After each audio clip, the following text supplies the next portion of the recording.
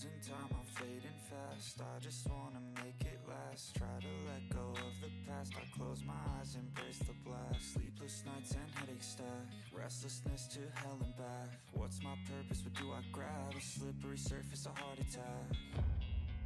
And sometimes you just gotta believe there's something that'll give you relief. There's something that'll have what you need, what you need.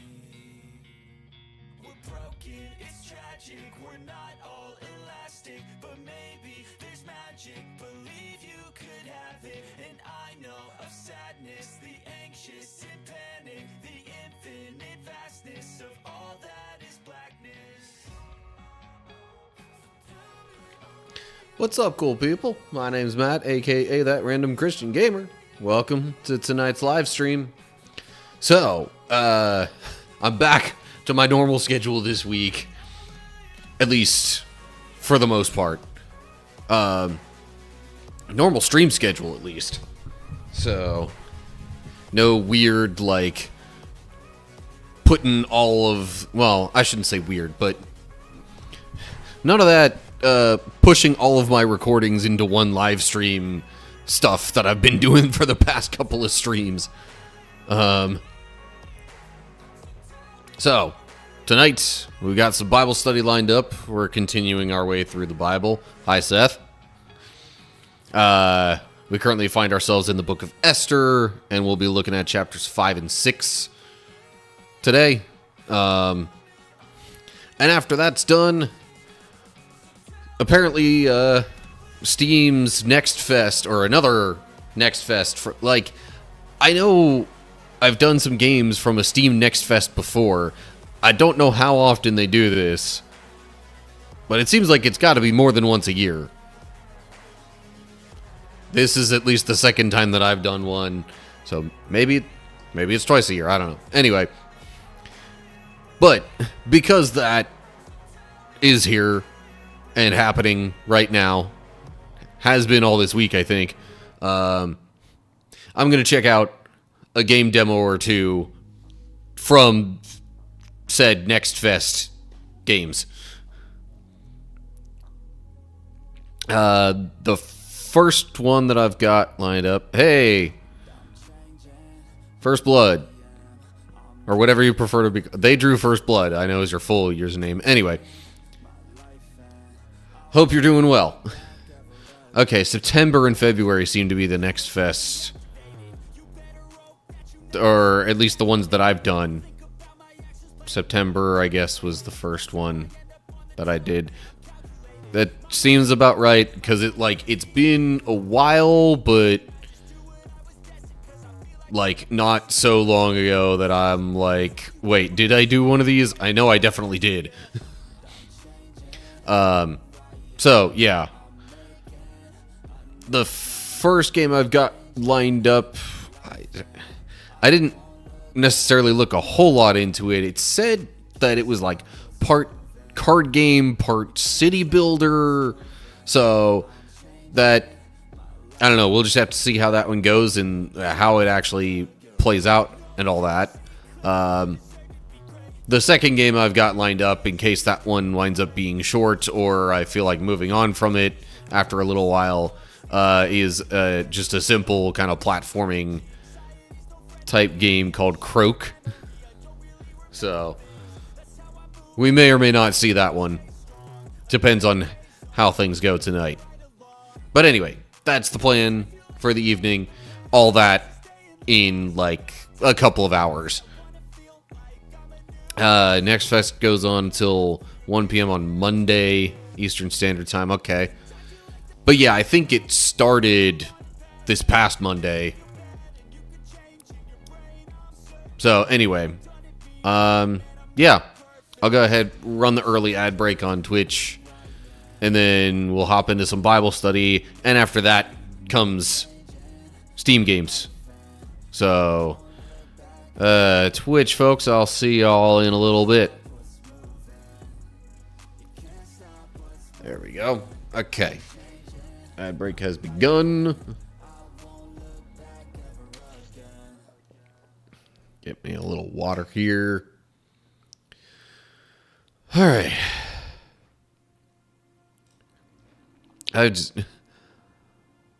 I've had somewhat of a tiring day. I mean, it's normally a little bit tiring, I guess, because it's like, you know, I wake up at like 3:30 or so in the morning. But yeah, there's just a lot of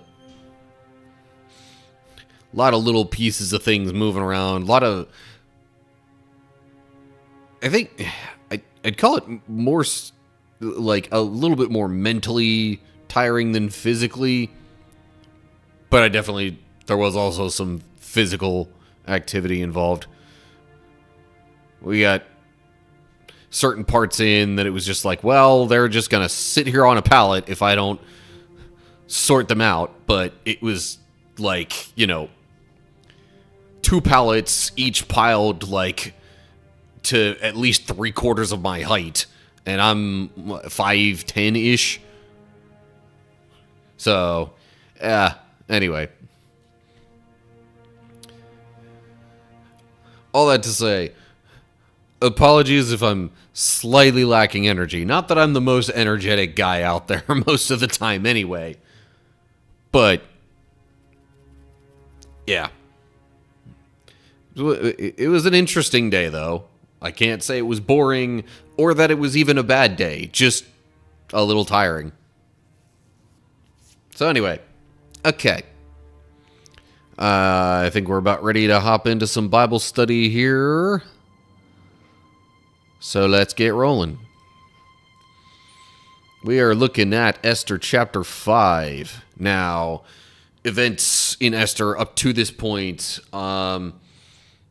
So, the Persian king Xerxes, who, reigns over a very large empire. I think it said it stretched from India to Ethiopia. So, King Xerxes holds a big banquet feast thing, and his wife, Queen Vashti, has, at least towards the end of it, a similar celebration for the women in particular. But King Xerxes wants to sort of parade his wife around a little bit, show off how beautiful she is, and I guess sort of how lucky he is to have such a beautiful wife. But she declines, so he banishes her per his advisor's suggestion, but then he has to find a new queen. So the search for that happens. They find young women all throughout the empire, and the title woman, Esther, winds up being chosen as the new queen. She's Jewish. She hasn't told anybody at the palace or whatever that she's Jewish. But I guess around the same time, her older cousin, who had sort of taken care of her because of various circumstances, her older cousin also has a position, serving King Xerxes. He sniffs out an assassination plot, tells it to Esther, who tells the king.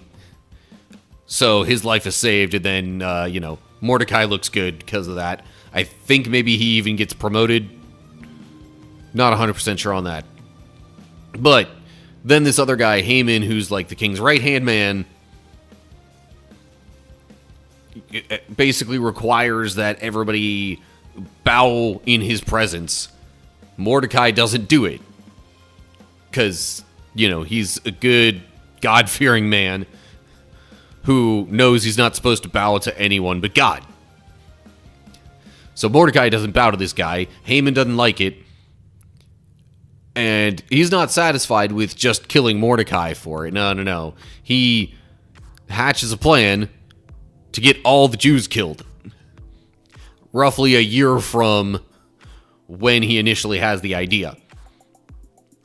Of course, Mordecai hears about it, mourns for it, and then some servants of Esther go to him and find out why he's sad, tell Esther, and then so she's basically at a point where she's about to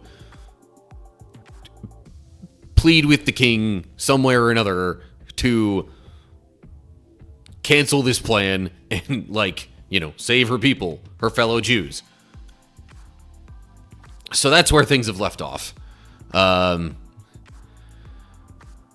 So yeah, now we'll hop into Esther chapter 5 here and see what else happens.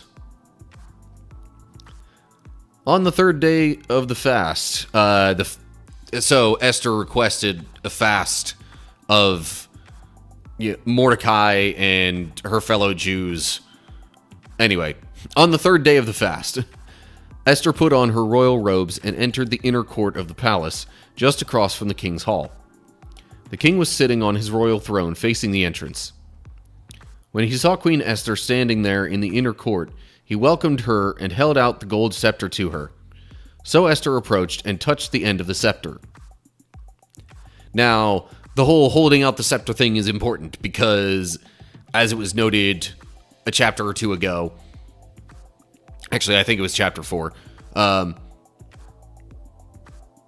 when somebody, went to address the king uninvited, if the king did not hold out his gold scepter to that person, the law said they would be executed. So in a way, Esther was putting her own life on the line for the sake of hopefully helping the rest of her people. Obviously, if she winds up being executed because of this, then she doesn't really have that chance. But obviously she doesn't have that chance anyway if she doesn't try. So, yeah. So, she is able to address King Xerxes, at the very least, because he has held out his scepter and said, yeah, you're okay to be in my presence, even though I didn't invite you. So, on to verse 3. Then the king asked her, "What do you want, Queen Esther? What is your request? I will give it to you, even if it is half the kingdom." And Esther replied, "If it please the king, let the king and Haman come today to a banquet I have prepared for the king." The king turned to his attendants and said, "Tell Haman to come quickly to a banquet, as Esther has requested." So the king and Haman went to Esther's banquet. And while they were drinking wine, the king said to Esther, "Now tell me what you really want. What is your request? I will give it to you, even if it is half the kingdom." Esther replied, "This is my request and deepest wish. If I have found favor with the king, and if it pleases the king to grant my request and do what I ask, please come with Haman tomorrow to the banquet I will prepare for you. Then I will explain what this is all about." So, she initially requests that they come to a banquet. That the king and Haman, in particular, come to a banquet that she prepares. This could be sort of a buttering up the king kind of tactic. But clearly, she was already on his good side. He already said he was willing to grant her request, even if it's, half the kingdom, according to, his own words. Part of the problem, I think, with the request she's making and why she doesn't just come right out with it when he says this is the way that it was made. The thing that she's trying to undo was a law, or I don't know if law is exactly the right thing because it was just for a certain event, edict, command, something like that, that was made so official that it's kind of not supposed to be rescindable, if that's a word. It's not supposed to be something that the king can just go back on. So that's maybe why she's putting in a little extra effort to sort of, butter him up, make sure that she's on his good side, and possibly Haemon's as well.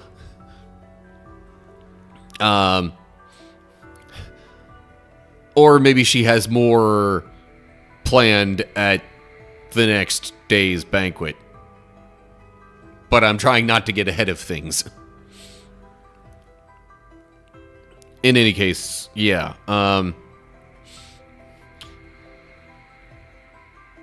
She's putting more than just the bare minimum effort, for sure, into trying to convince the king not to have all the Jews killed. But we'll see what else happens, I guess, as we continue with verse 9. Haman was a happy man as he left the banquet. But when he saw Mordecai sitting at the palace gate, not standing up or trembling nervously before him, Haman became furious. However, he restrained himself and went on home. Then Haman gathered together his friends and Zeresh, his wife, and boasted to them about his great wealth and his many children. He bragged about the honors the king had given him and how he had been promoted over all the other nobles and officials. Then Haman added, "And that's not all. Queen Esther invited only me and the king himself to the banquet she prepared for us. And she has invited me to dine with her and the king again tomorrow." Then he added, "But this is all worth nothing as long as I see Mordecai the Jew just sitting there at the palace gate." So Haman's wife, Zeresh, and all his friends suggested, "Set up a sharpened pole that stands 75 feet tall, and in the morning ask the king to impale Mordecai on it. When this is done, you can go on your merry way to the banquet with the king."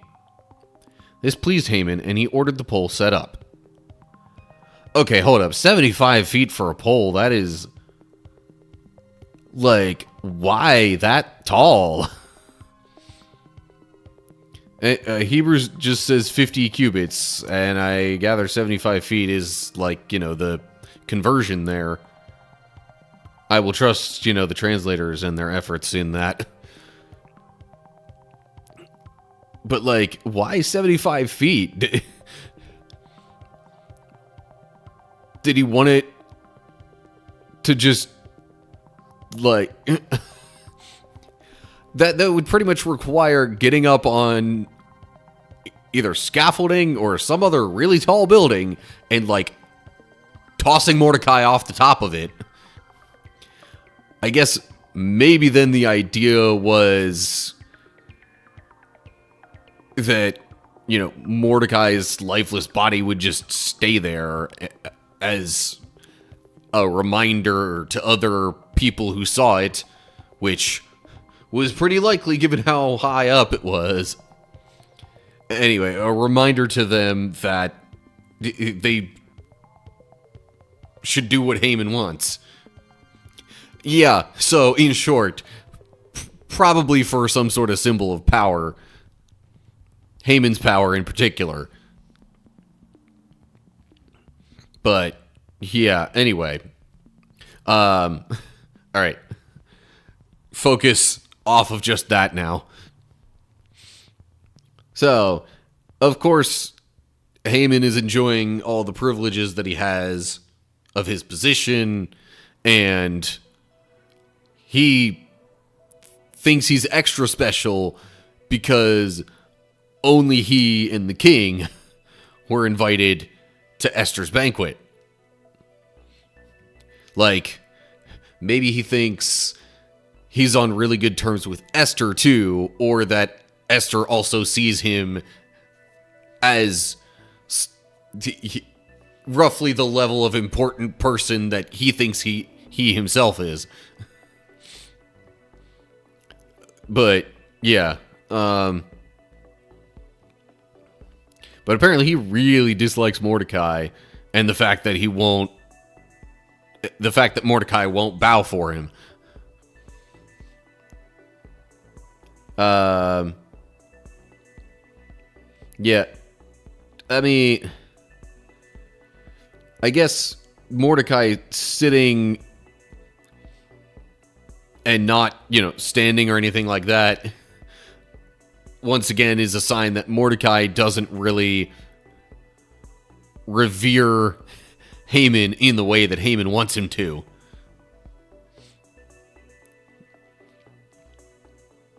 So, yeah. Anyway. So now, I guess Haman, thanks to the suggestion of his wife and his friends, now has a plan specifically to kill Mordecai. And there's still no mention of the overall plan to kill all of the Jews being, put to a stop because of that. So, yeah. Anyway, kind of a short chapter. I don't really have too many other thoughts on it that wouldn't just be talking around in circles. So yeah, that'll do it for chapter 5. Yes, there is one more chapter that we're doing tonight, though. I just want to make sure that I kind of make it sound like I'm wrapping things up for the sake of recording stuff that I'm going to edit later and put as a separate edited video on YouTube.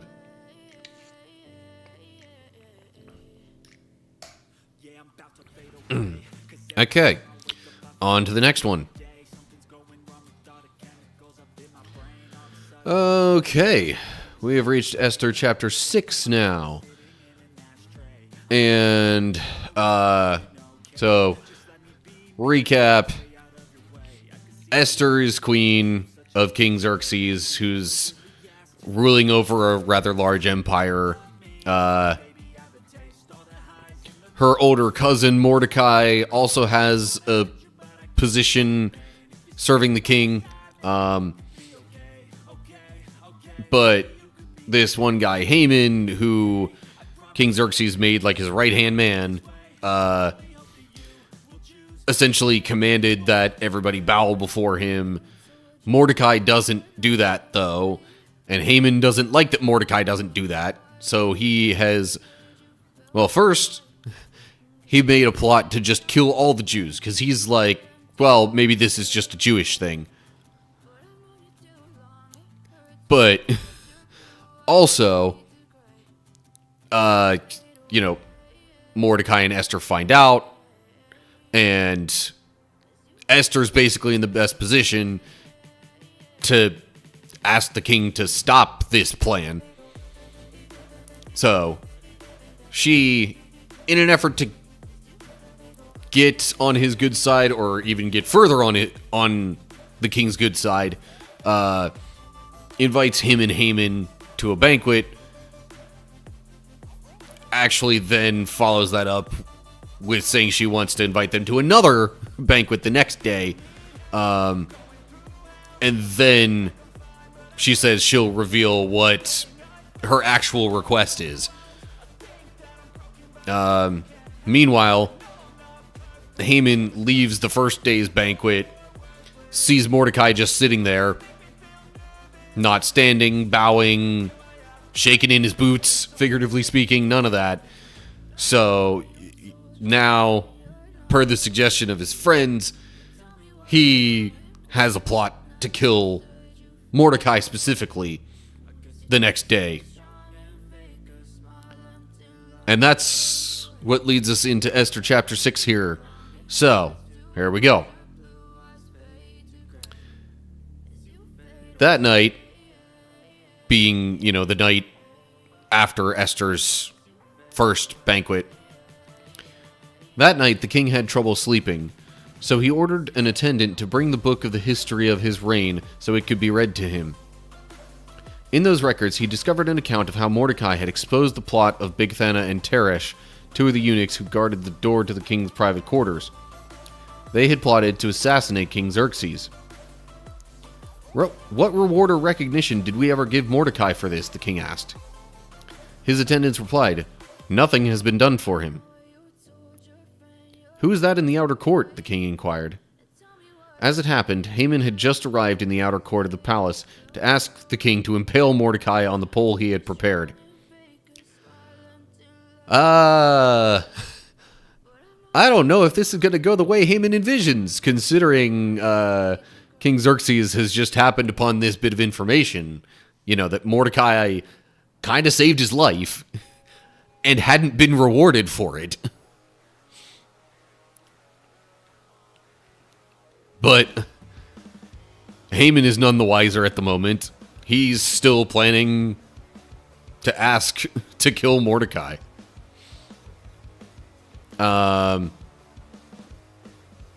Funny how that works out, though. Because without reading this, there's no reason to believe that King Xerxes would deny Haman's request.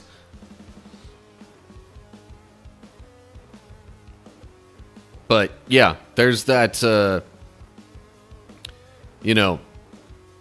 assassination plot from back in Chapter 2 coming to the forefront again.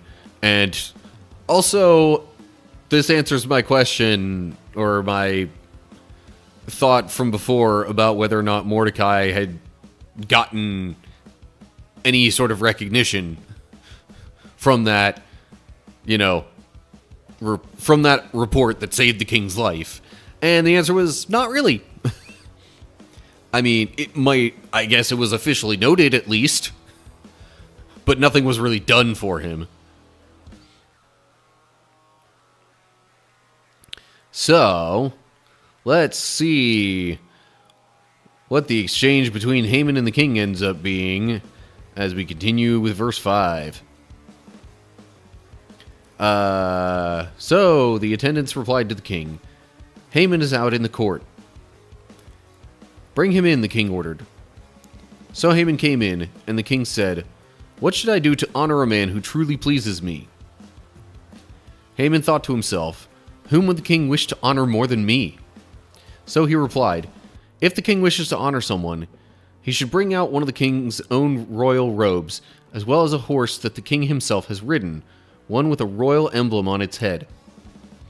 Let the robes and the horse be handed over to one of the king's most noble officials.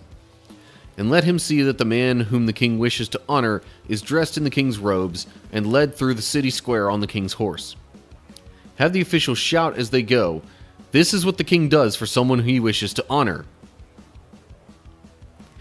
Okay. So Haman suggests all this, thinking that he is going to be the one getting the royal robe and riding on the king's horse and paraded around the city. But little does he know, the king actually wants to do this for Mordecai. So, verse 10. "Excellent," the king said to Haman.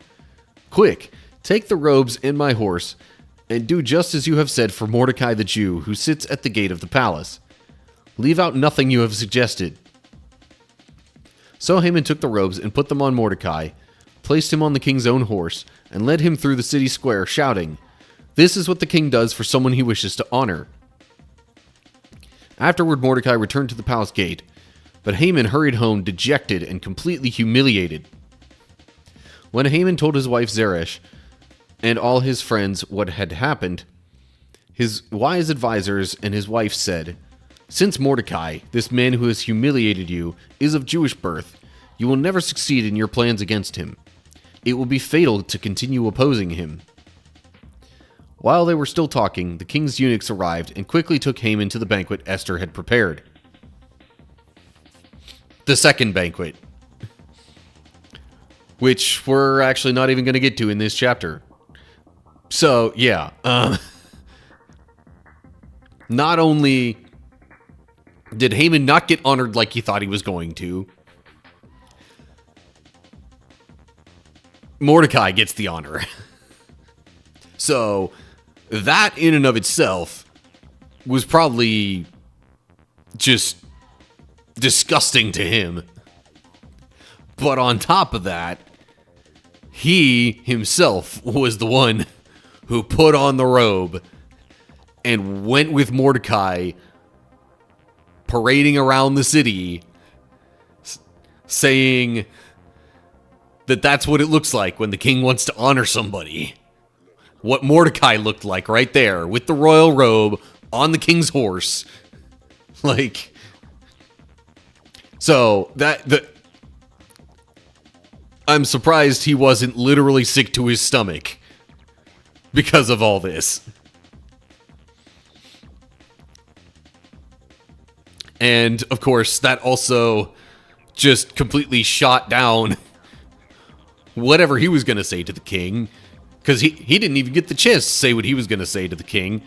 It would have looked absolutely foolish to ask for Mordecai's death at a moment when the king's saying, no, we need to honor Mordecai. And afterwards, again, Haman goes to talk with his wife and his friends. They, noting that Mordecai is a Jew, says that Haman won't succeed against him.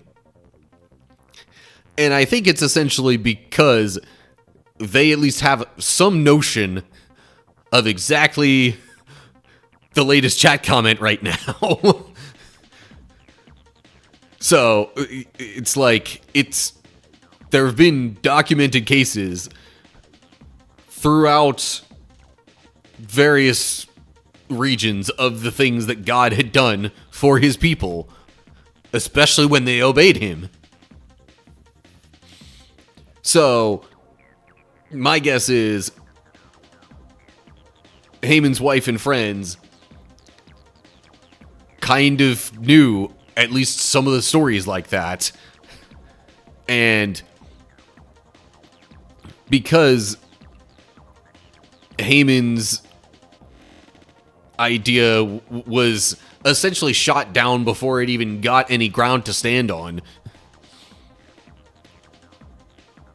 that, I don't know. I'm thinking a couple of factors like that made them realize, like, oh, wait. We've heard stories of this God of the Jews, you know, protecting and helping his people in ways that resemble this or even seem greater than this. Maybe that's kind of what's going on here with Mordecai. So, not sure what that's going to do to Haman's desire to kill Mordecai. As it stands, he doesn't really have time to think about that too much, because it's time for Esther's second banquet. In fact, he is being retrieved, for lack of a better word, summoned, if you will, by the king's eunuchs to go to Esther's banquet at the end of this chapter. So, yeah, well, Haman's plan completely gets turned upside down and outright obliterated. We'll see what he has in mind in future chapters, if he even gets a chance to do anything else about it. We'll definitely see what comes of Esther's second banquet, though, as we continue. But that seems to do it for Esther chapter 6 here.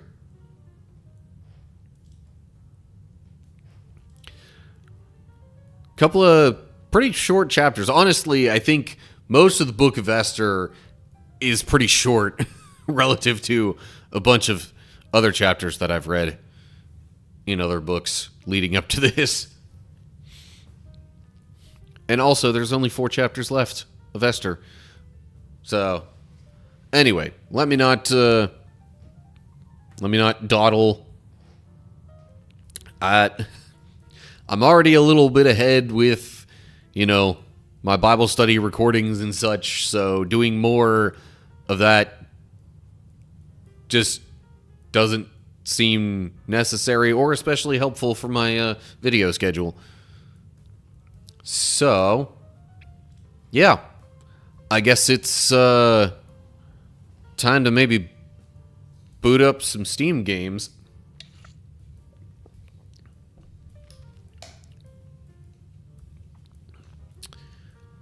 Well, you're welcome. Having,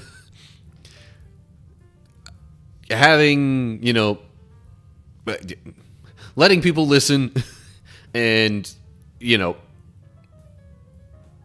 listen and read stuff from the Bible and just, getting to hear maybe a little bit more than just the words on the page, I think is helpful for pretty much any Christian out there, especially any Christian who hasn't already read through the Bible. Not that rehearsed in the book of Esther. Yeah, it's as far as stories in the Bible go, Esther is one that's fairly commonly told, but it's not like so common apparently that everybody kind of knows what happens. And especially not like the finer details of how things happen. But, okay, I'm gonna have to change the way I've got my setup looking here as I switch things over to, Steam games. Yes, it was a quick Bible study. I do not see that as an issue, though. Because that means more time for games and such. Not that I think the games are more important than the Bible study by a long shot. But, by the way, this is roguelike. Okay. Yeah, that one game that I downloaded that you suggested. We should be able to do it for the full time without any issue. Okay, fair enough. Both are in a sense. Alright, let me go ahead.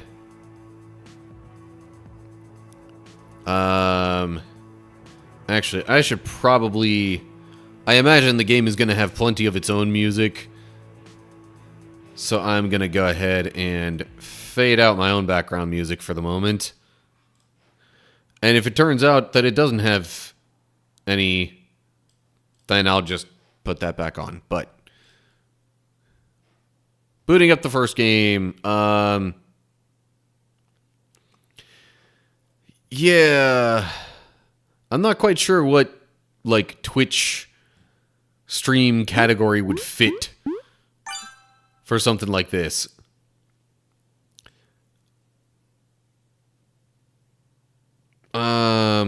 Yeah, I mean, just chatting is kind of the default.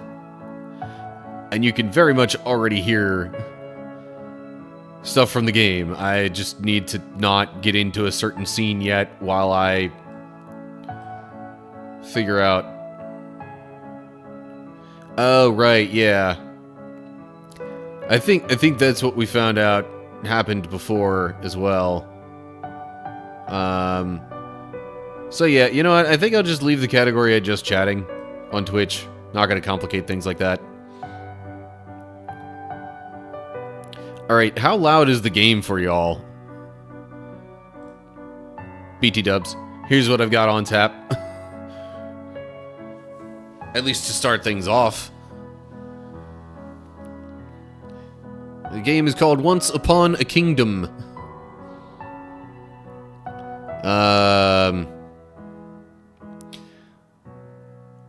What I don't know is if this is a game that specifically only plays mouse and keyboard, or if I could use a controller if I so wanted. it's not doing anything in response to the controller. I'm gonna just assume mouse and keyboard here. Yeah, that seems to be fine. Maybe could tone down the music just a bit, because it seems pretty loud to me.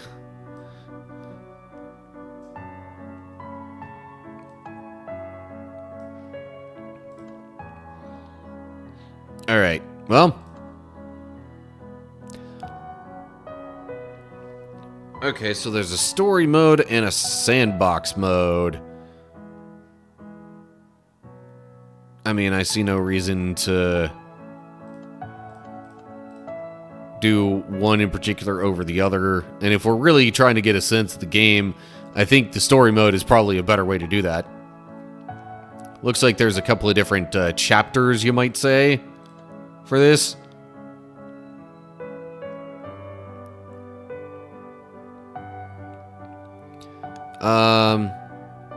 But yeah. I thought for just half a second, should I try to do like a first impressions type thing with this? But, There's not really any significant need to do so. Because that would just be another video I'd have to edit then. And I already have a bit of a backlog of things that I've recorded and not edited. So anyway, alrighty. Pada suatu waktu, di ujung alam semesta yang paling jauh, alien membangun sebuah bahtera yang aneh. What language is this, I wonder? Mendesis, menghembuskan uap, dan terbang kemana saja di jagat raya. Tak peduli sejauh dan selama apapun perjalanannya. Anyway. Suatu hari, good thing it has, English dan terpaksa subtitles. mendarat di planet terdekat, Bumi. Khawatir dengan bagaimana manusia bumi akan memperlakukan bahtera tersebut, sang alien menciptakan perwujudan manusia bumi, sebuah avatar yang patuh dan setia untuk melindungi bahtera dan meyakinkan manusia akan keberadaan para dewa. Mereka menamainya Setor.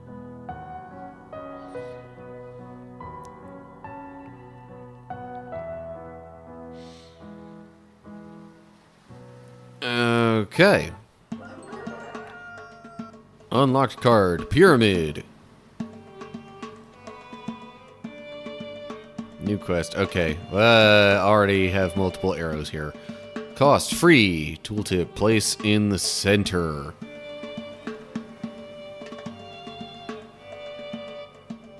Well, that looks to be about as center as it gets right there.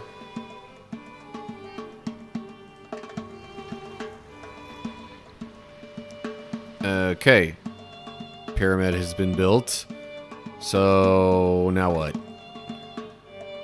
Beginning. Build a pyramid. Collect wood 2 times using Pharaoh. Collect stone 2 times using Okay. Take resource. I assume that's how I would get stone.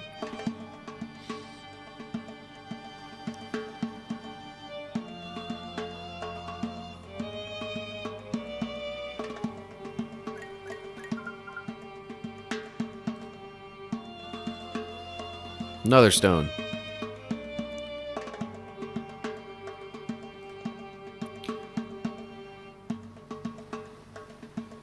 Yeah, it seems interesting so far. I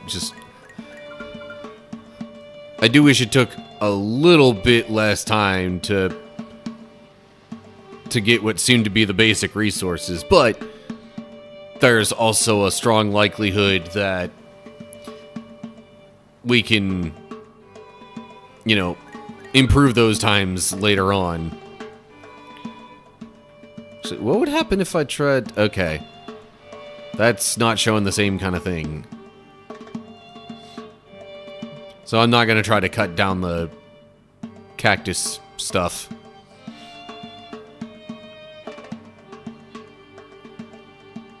Alright. So I think we have completed our current quests. Auto-claimed rewards. Alright. Good. So, now what?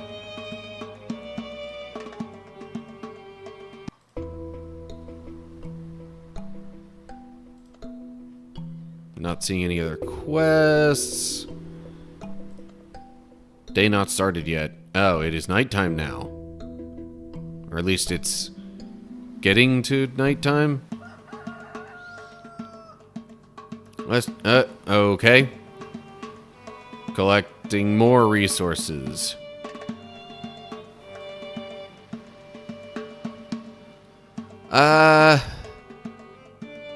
Okay, so like, so far, I like the idea of the game just fine. And the way that it plays and all that, it's just like, there's some aspects of it that just seem very slow. Like, the transitions between one activity and the next seem slow, like... And the fact that it doesn't really give any sort of loading indicator or anything like that to kind of say, hey, here's what's coming up. I don't know. It's... I think that could be improved a bit, made... I mean, I do understand that that's how the game is made, and it's not like... It's not a complete turnoff or anything to the game. It's just... I think it... I don't know. It could be more fun if there wasn't all that seemingly pointless waiting. Anyway, collect cards. Uh-oh. This one looks like a bomb. Or a globe in the shape of a bomb. I don't know. Global event. Ongoing brick can be collected for free. But it takes more time to mine. Like it's phone. Okay. Placed near the sea and water. I don't see any sea or water. Build one aqualoon. Build one vest anywhere. Build one beanery next to the vest. But it's only giving me the aqualoom currently. Is it because I don't have the resources for the others?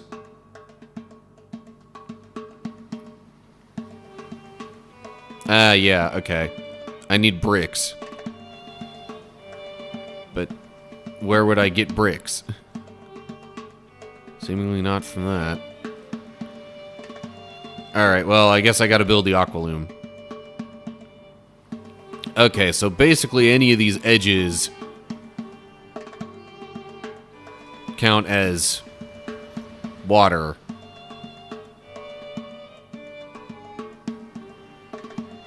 Which is fine.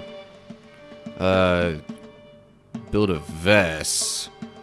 Place it with some free areas around... Around? Will accommodate the house and beanery around. So maybe I'll put that, like... Maybe up here.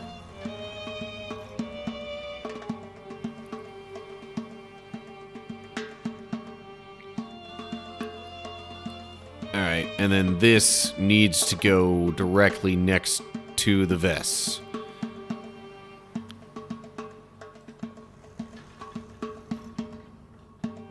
Quest done. Auto-claimed rewards.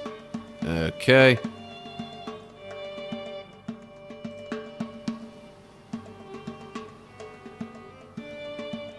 Cost free. Tooltip place in the center.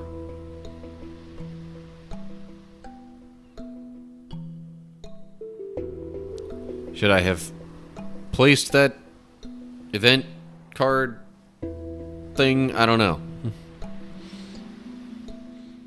I haven't even been, like, harvesting any brick yet. New quest. Okay.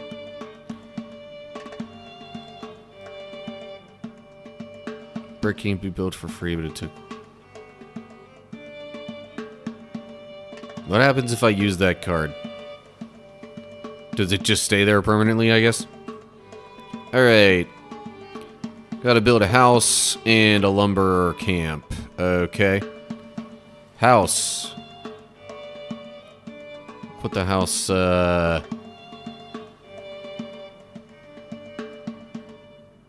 over here.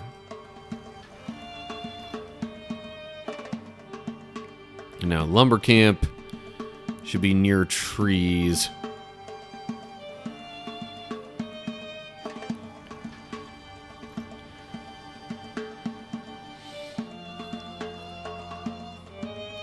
Yeah, I mean,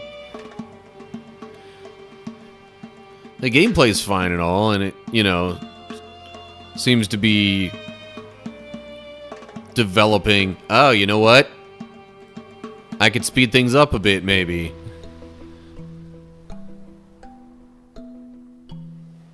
Or do I need to hold that down? Alright. We've unlocked bean cards and a brickworks.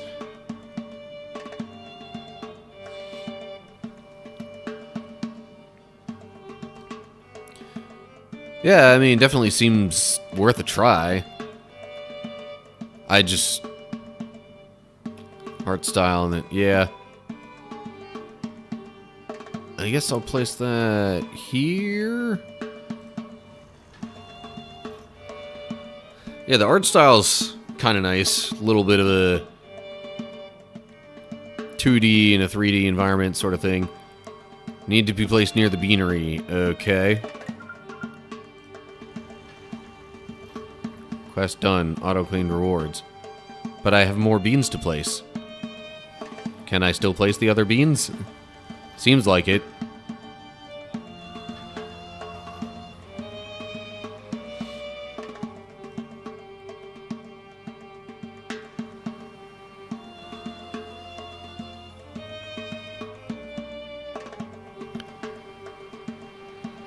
Yeah, I like this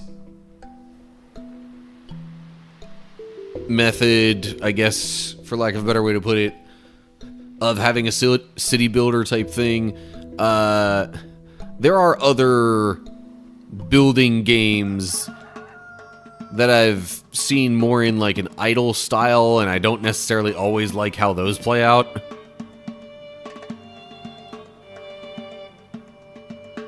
Should I get some brick?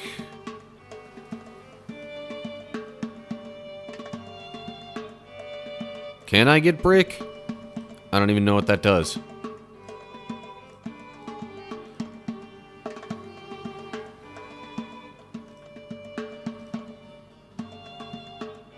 Yeah, I'm not entirely sure how I'm supposed to utilize any of these buildings just yet. Maybe I should just try to farm more resources.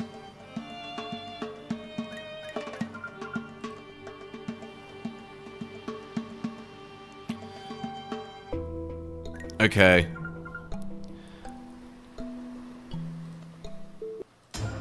I definitely plan to take advantage of the speed up option here and there. Tower level 1. Oh, geez. That looks like an enemy down there. Global event. Building costs 3 brick and 3 lumber more, but it has more HP. Sure, use. What do I do? Defeat one enemy using Pharaoh. Hiya, okay.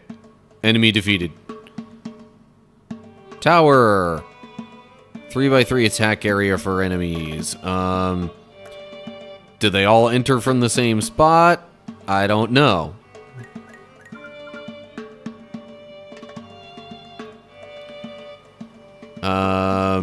Given where the previous one came from, I'm inclined to build the tower here.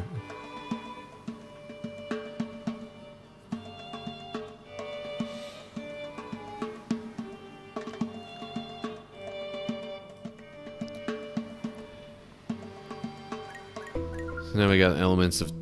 Yeah. And I think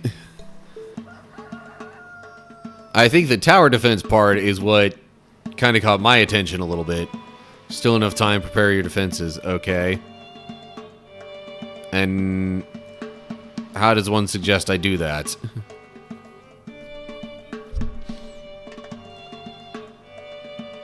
I don't have any other tower cards, so...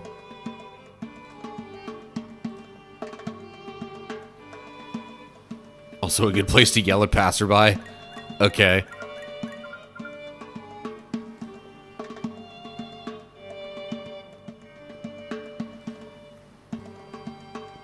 Well, if it's not giving me any other tasks, I guess I'll just keep farming resources here.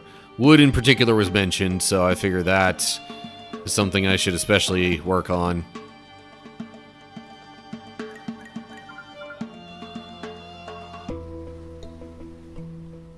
Although I'm still not entirely sure how I get brick. I had the impression that, like, you know, building the brick thing would, you know, allow me to, like, farm bricks, or at least in some way obtain bricks. Staple food of the kingdom, no kidding.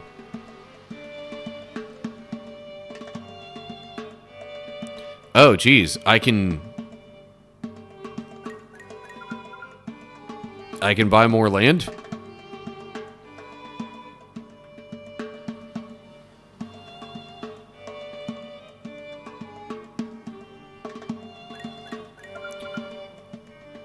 Well, now I'm curious. Yes. Or not. It doesn't seem like it's letting me. Okay, that's weird. Yeah.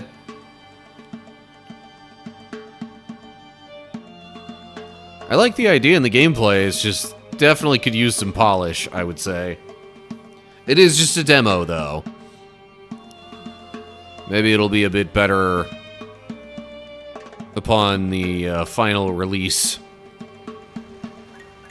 Oh, there we go. It let me get the land there.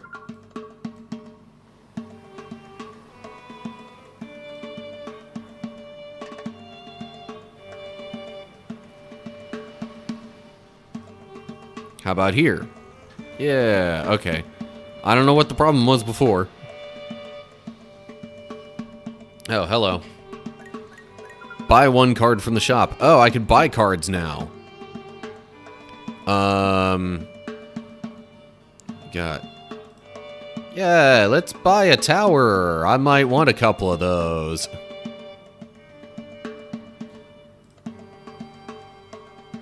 Also, is that really buying a card if it costs 0? Alright, so... Need at least 4. Oh, maybe that's why. Pick 2 cards. Yeah, okay, this is hopefully gonna be a little bit better defensively. Oh, okay.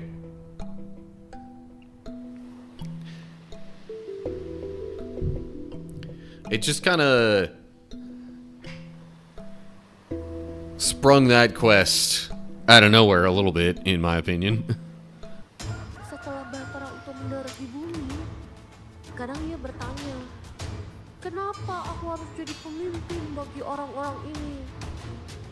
Beberapa manusia. This does seem to have a bit of an Egyptian theme to it, so I almost wonder if Tak pantas dipuji, apalagi that's disembah. where the language being spoken comes from. Dan melawan Bahtera.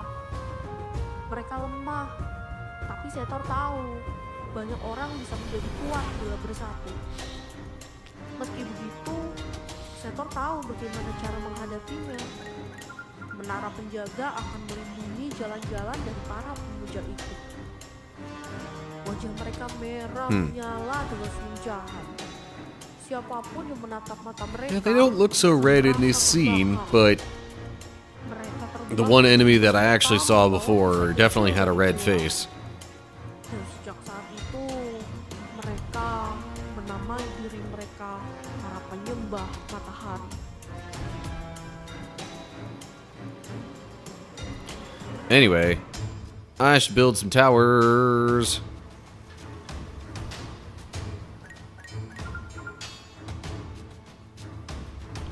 Maybe there.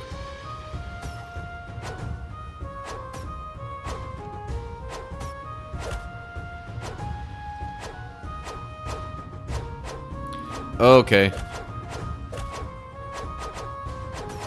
That's a lot of enemies.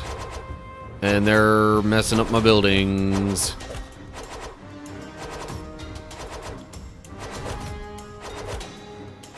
I mean, it's not so bad, the one attacking the tower. But, yeah. That house is not in the best shape. Quest done. Auto-claimed rewards. Okay. Yeah. Really could use some towers, it seems.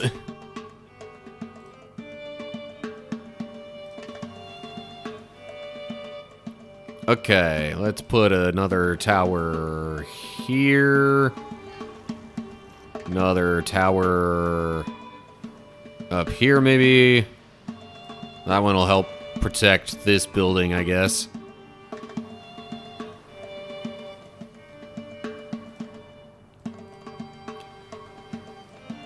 And after a couple more towers, then I will, then maybe I'll work on more of the other buildings.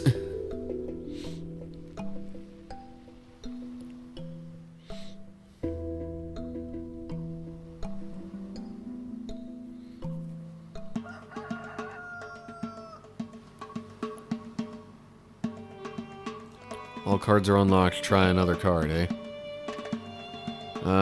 Okay, gonna put that one there, I guess. Not enough stone. Oh, I need stone. Take resource.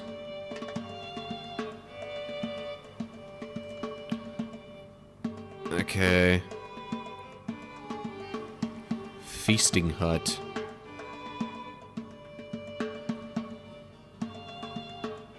Does that require... It looks like that requires brick. But... tell you what. Yeah, so I got the brickworks. I guess I've got all of that.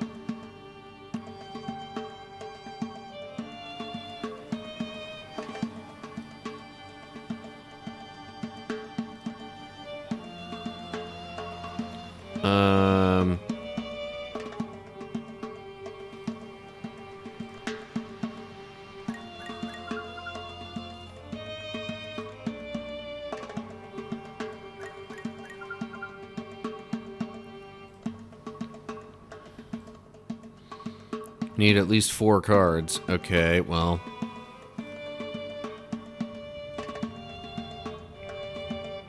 Then I'll do those 2, I guess.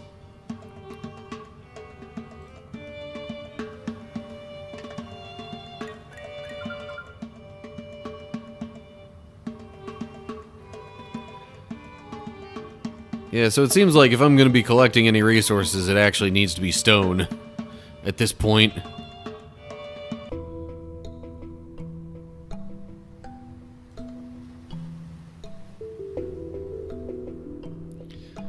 And it looks like the first Twitch ad break is coming up soon.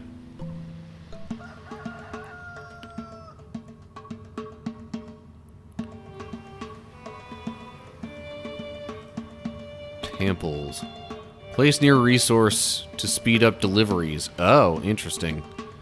Okay, well... Seems like there's all kinds of resources right around here. Not enough stone. Doesn't even mention stone. Or I guess maybe that's the bricks. I don't know.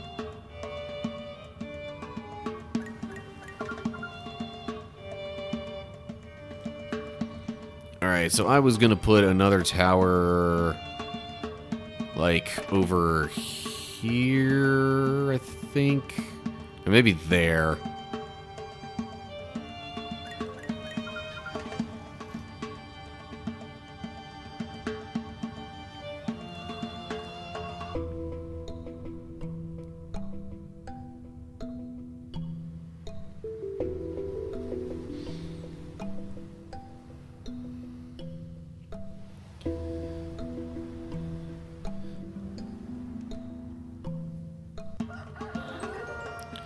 Unlocked cards. What is this? Global event. Ongoing. Building costs 3 brick and 3 lumber more, but it has more HP. Yeah, okay. Collect.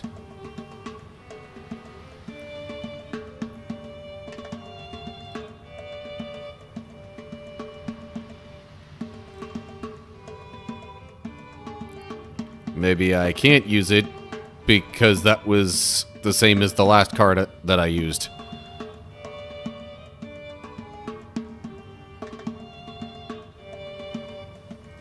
Okay. Placing a resource to speed up deliveries. Yeah, so I was gonna put that there. It keeps saying not enough stone, but it doesn't even show stone as a card on the resource.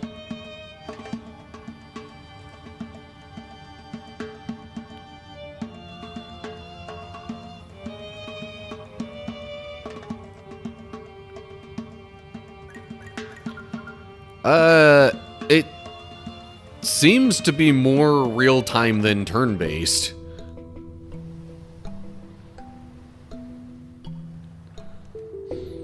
Like, it's kind of just going off of this day cycle, it seems.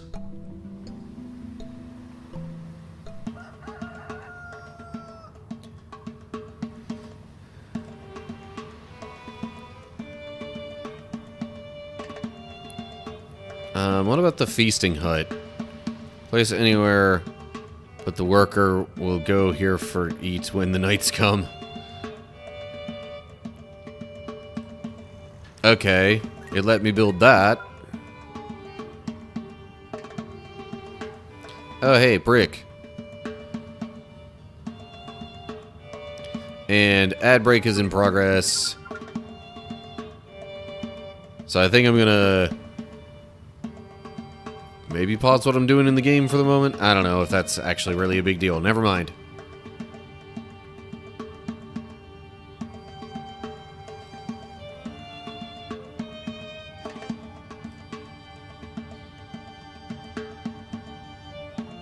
Yeah, it just says bricks, wood, and coin. No mention of stone.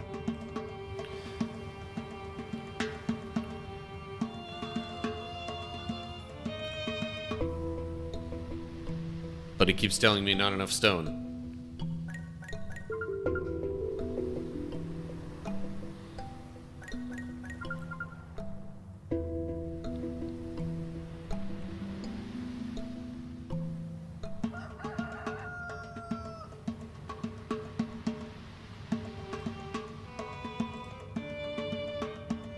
Yeah, I mean, I've kind of got all those resources set up to some extent. Oh, I can have other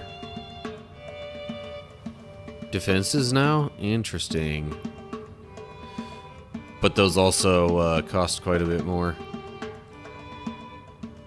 It's also not giving me a specific quest, so I'm not totally sure what I'm supposed to do at this point, other than try to build more stuff. Okay.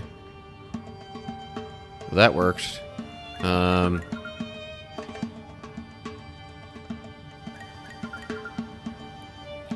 that I've got a couple of buildings back there, let me place a tower back that way. And that still won't work.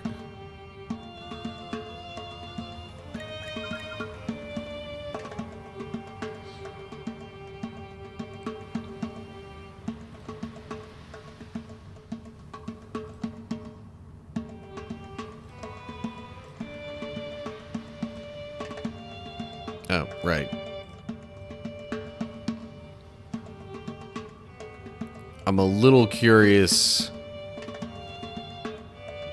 what the ballista would do. You know what? Actually, yeah, let's get one of each of those. Or maybe I should just be expanding my territory at this point. You know, instead of trying to build so much where I currently am.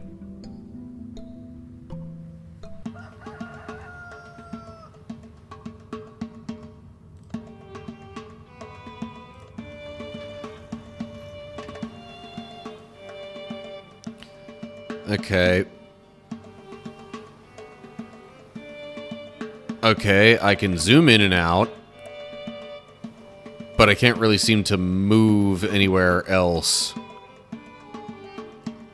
Okay, I can also rotate with a right click and hold.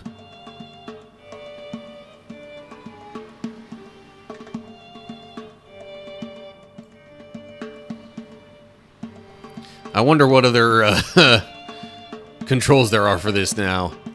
Hang on a sec.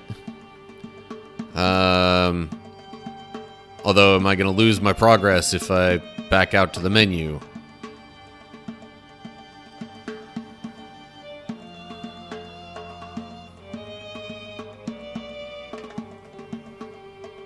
Oh, key controls, okay. Pan camera. Oh. I gotta use, like, I gotta use the wheel on the mouse. And then I guess, like, hold that in and move the mouse around? Okay.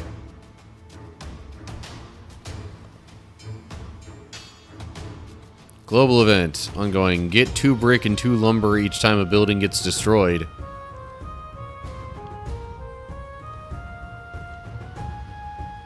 Okay, let's see. Alright. Figured out how to move. So at least there's that.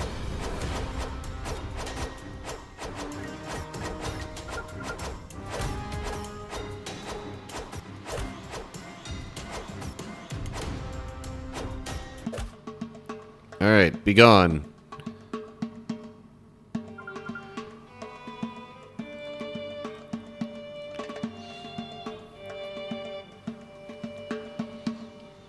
Well, now that I know that I'll be able to expand beyond here,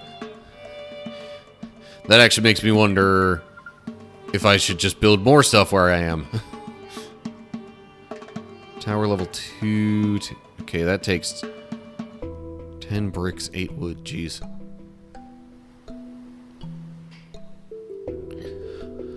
I wonder if they're using the word bricks in a lot of the text, but then the resource is actually stone.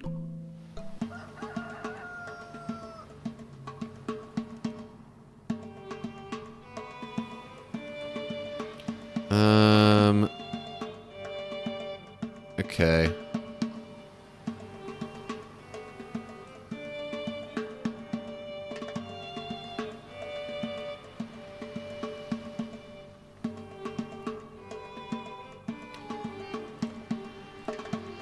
Okay, realistically, I should probably be, like, just constantly trying to farm resources, though.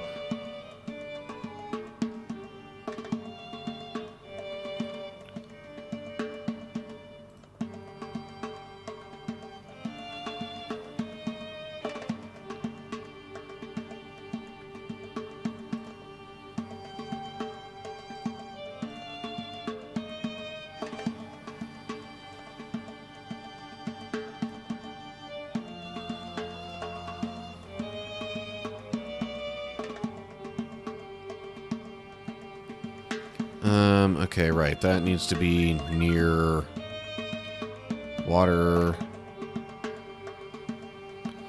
Okay, you see, now that actually looks like water.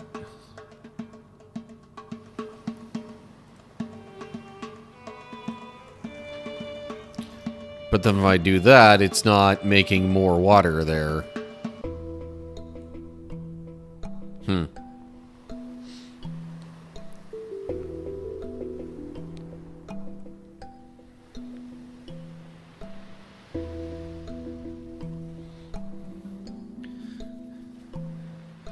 Actually, I'm also kind of starting to wonder if I need to get more people to collect the resources for me. In which case I will need houses.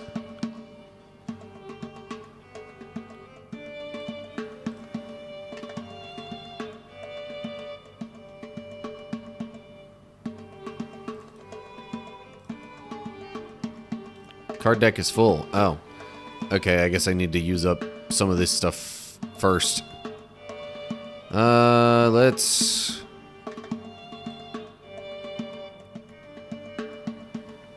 I guess put another aqua loom around here somewhere. Maybe there.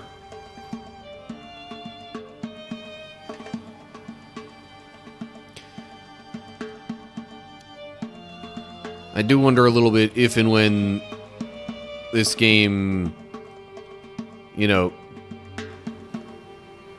might start to feel like it's, I don't know, just progressing the story any further, or like moving towards a conclusion of this section. Setor sibuk Oh, hello. dan ia berharap hari-hari damai segera datang. As soon as I say that. Tapi suatu malam, angin tenang di padang pasir berubah menjadi lautan api. Rumah-rumah terbakar, orang-orang berlarian ketakutan. Tiang api muncul entah dari mana. Setor terbangun oleh jeritan orang-orang. Ia keluar dan melihat penyebabnya.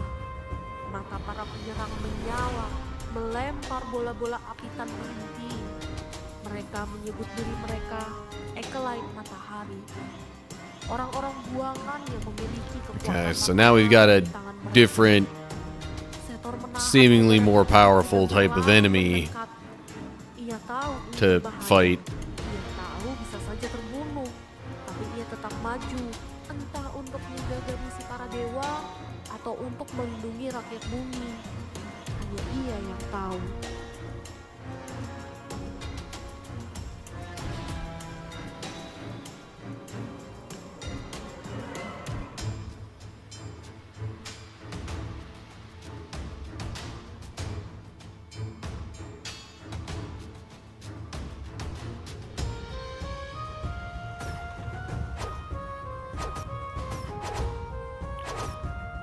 Jeez.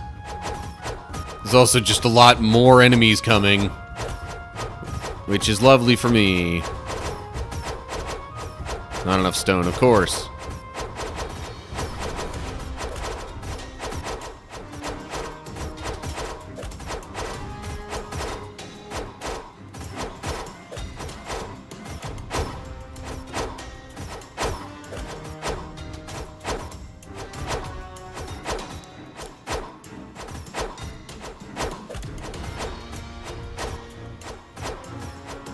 Nope. Where are you going? I clicked over here.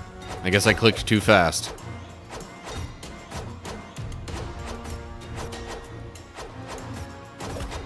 No, don't destroy them. Whew, okay, that got kind of close.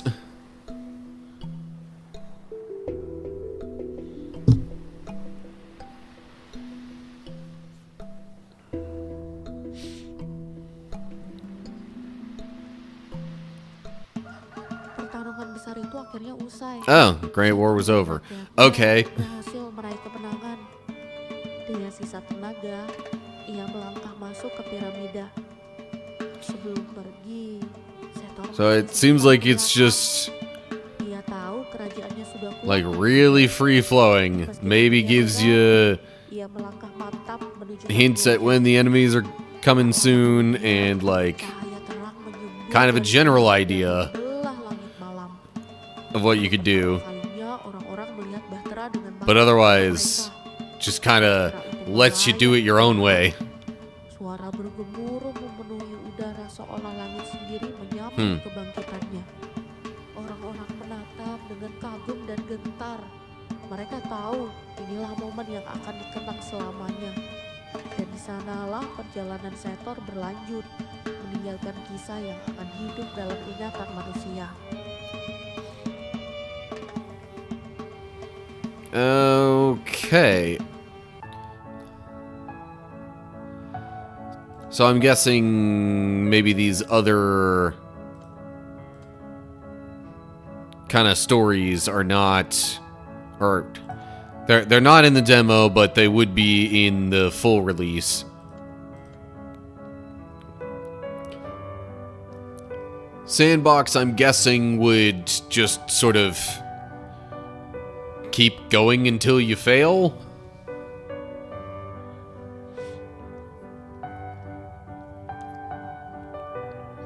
But it does, you know what, let me just hop into that real quick.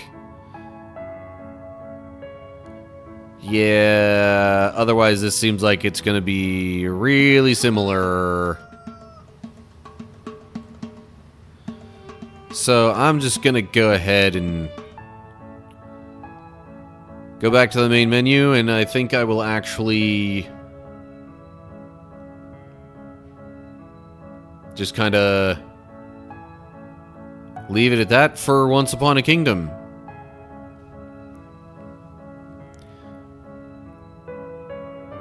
Again, in my opinion, seems like it could use a little polish in some areas, but interesting gameplay and concept, and like the freedom that it gives the player, I'd say is actually an overall positive. It doesn't like hold your hand a whole lot in a good way. So you're free to kind of, you know, learn the game more yourself, figure out what works well or how you might want to do it, and maybe what wouldn't work so well. But also it's, I mean, I could see maybe sandbox mode would go on quite a while, but it doesn't seem like there's anything that would set you back too much, even if you were to, you know, fail a story mission or something. Anyway, I do think I'm gonna try, I mean, the demo did kind of end. Unless I did sandbox mode. So, rather than replay the same kind of thing, I think I'm just gonna quit that game, boot up the other one I had in mind. Hold up, there's an update for the other demo I installed already? What?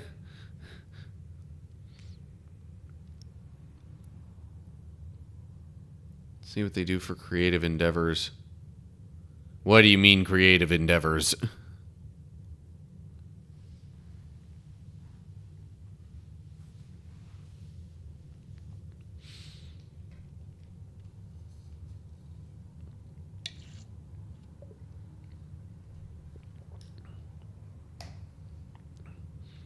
Like how they would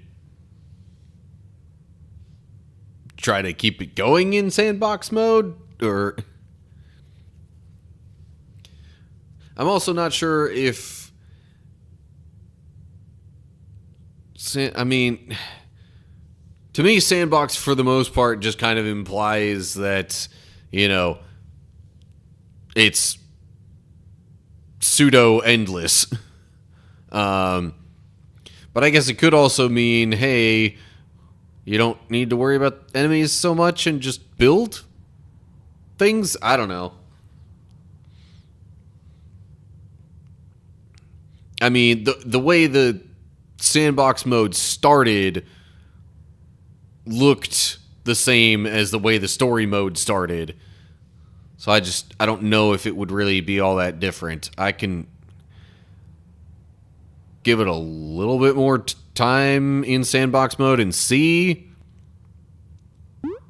if it looks more different after a little while.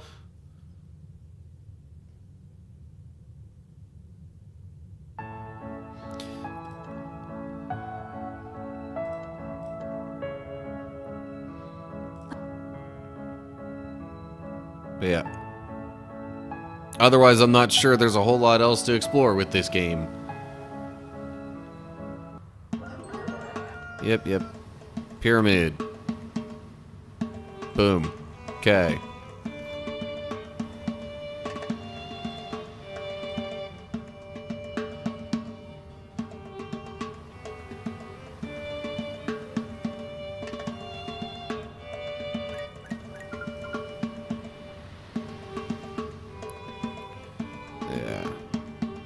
So far, playing out pretty much the same. Farming the resources. Oh, I did just notice the, like, kind of day timer there. Setelah Bahtera untuk Yep. And it's not letting me skip this. That's... Kenapa aku harus jadi pemimpin? Yeah, if it's not gonna let me skip these scenes and stuff, Manusia juga that yang adanya. Mereka merasa honestly makes me pantas dipuji. want to continue with sandbox mode even less. Orang-orang yang tidak percaya itu akhirnya berkumpul dan Because I'm like not even seeing how this is different mereka lemah. than the story mode. Banyak orang bisa menjadi That's another thing about a sandbox mode. You would think meski begitu. sandbox implies not story. So why are we getting story in sandbox mode? Para penjaga akan melindungi jalan-jalan dari para pemuja itu. Wajah mereka merah menyala dengan senja. Siapapun yang menatap Now if it had a skip option for this scene, mereka terbang dengan jubah hitam membawa pisau kecil dari tulang. Dan sejak then saat itu, I would mereka be more inclined to keep going. But yeah, no, this is...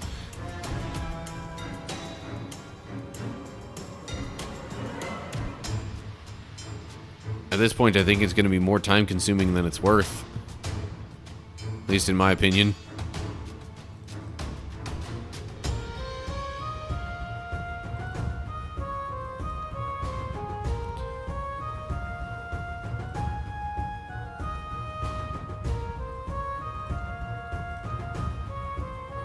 Can't place at this location. What? Why?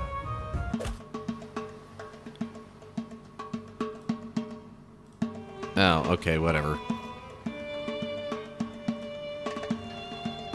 Yeah, this seems a bit too similar for me to want to continue, honestly.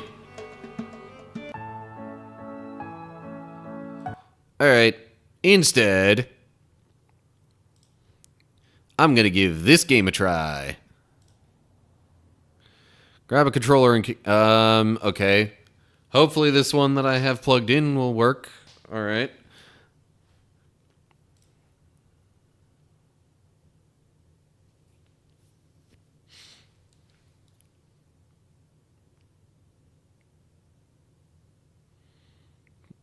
Okay. Anytime now. There we go.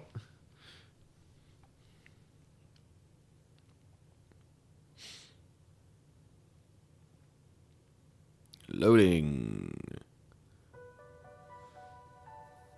Can I say that I don't agree to share my gameplay data? I guess so.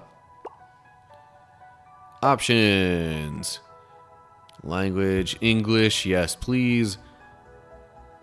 Holding towards the wall cancels your bounce chain only while grappling. I don't even know what kind of a difference that's gonna make. Accessibility. Okay. Oh, there's the controls. Okay, jump is A, grapple X, control is Y.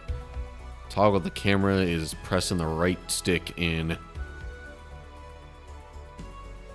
Okay. New game.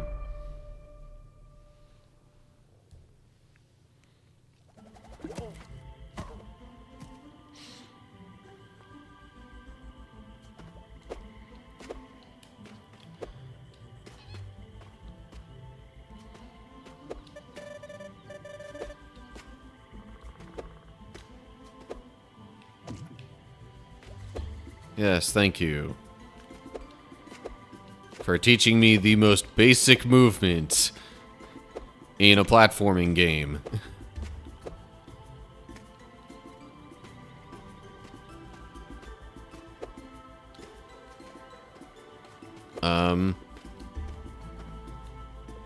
Okay. Press X to tongue grapple. Hold that to wall climb.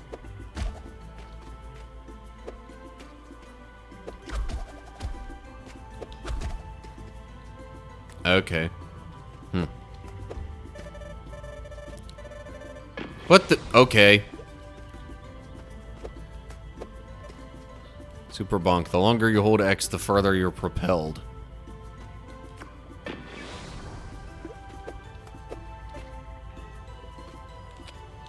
Okay. There is like absolutely zero dead zone on this. I think that's why I'm having a little trouble with it here.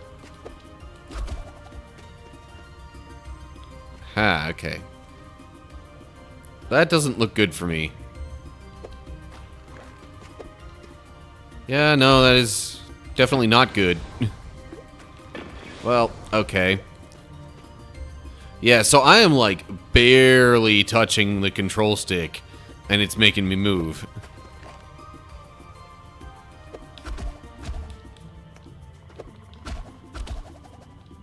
Aha, okay. Hold X to climb a high wall.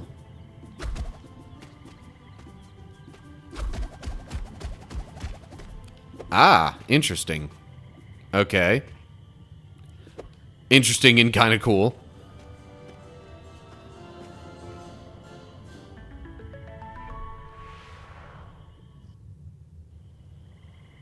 Yeah.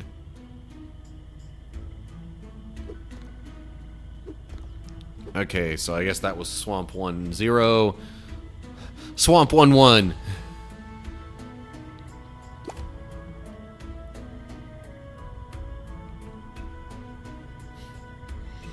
And I guess it's gonna keep track of time and deaths and collectibles and stuff. Okay.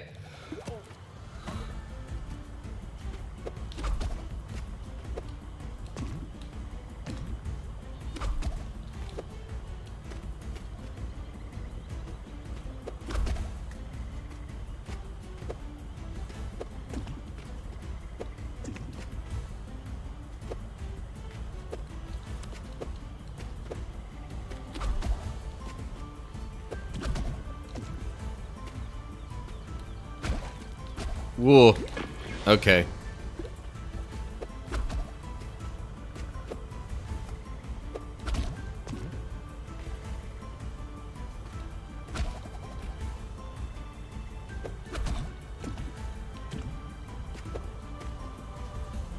Wait, no. I kind of want to try to get the token thing there.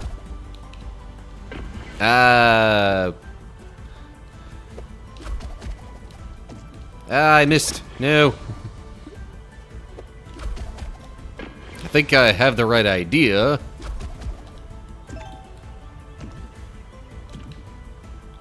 Oh, so that's a very Celeste kind of thing there. Like, Celeste has the strawberries in the different levels and stuff. This game has just coins, I guess.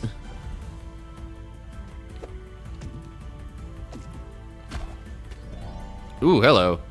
Secret.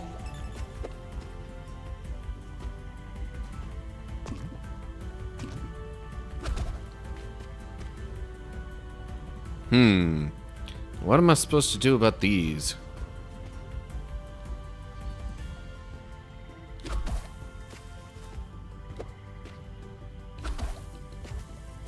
Okay. That seems like that was the right order to do those in. But then I died because, again, like, there is no dead zone on the controller.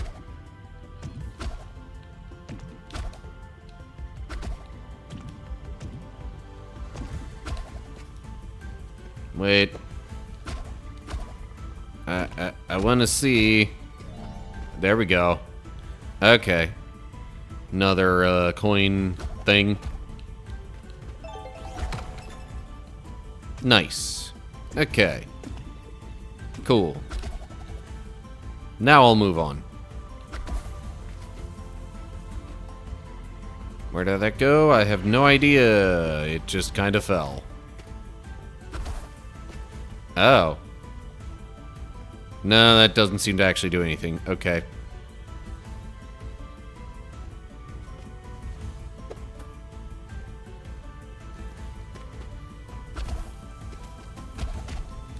That's not what I was trying to do. Oh, gee. Am I going to need to bounce off of that to get to the actual platforms? Or at least land on it? Okay.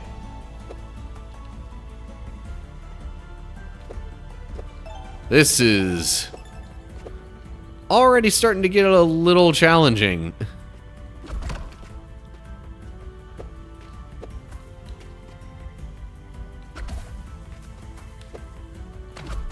That's not the way to do that.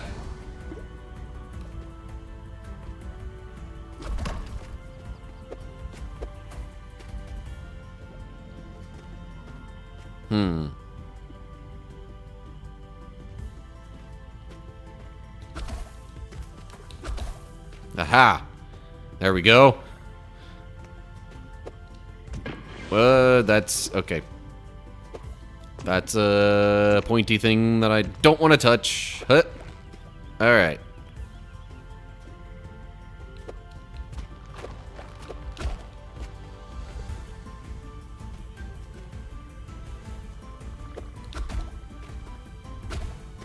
Nope, come on. That's not exactly how I wanted to do that.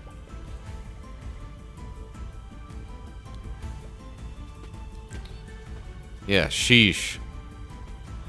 I don't know if it's more the game or the controller that has such sensitive movement, but good grief.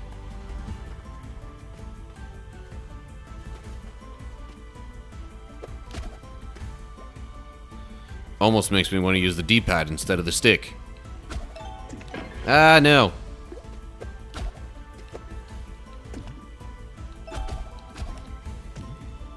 Okay, cool. Yay. More coins.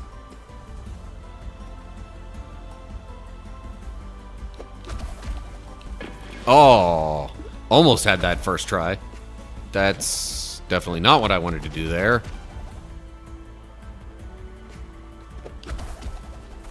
Yeah, there we go. That's how that's done. Boing, boing. What's the strategy here? Just go for it, I guess? Sure. Alrighty. Hit.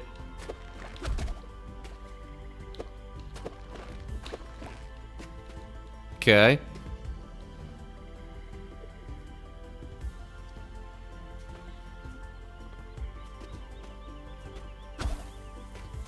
Oh. I didn't expect it to actually land over there. Okay.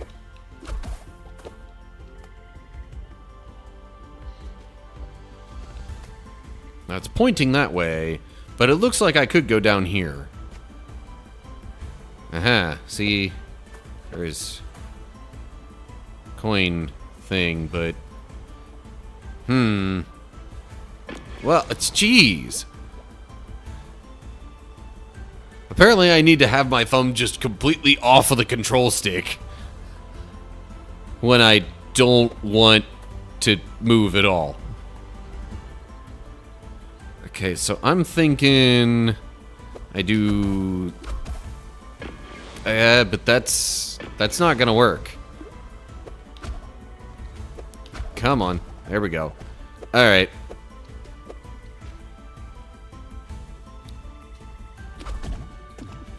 If that ends up being my first token that I don't get, then so be it. Unless I could drop down here. Nope. Okay. That was just me testing things out. Okay. Alright, so I guess I'm gonna miss one coin token thing.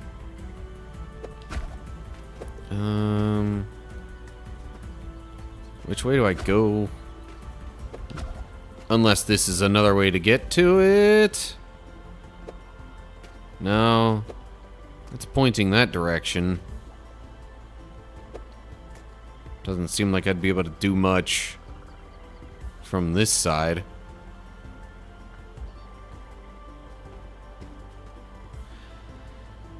Unless I'm really supposed to race across all of that at the top right after hitting the one, I don't know, grass block thing or whatever you want to call it. And be able to get down to where I just was in time for the block to still be moving. Woo, that was close. Hello.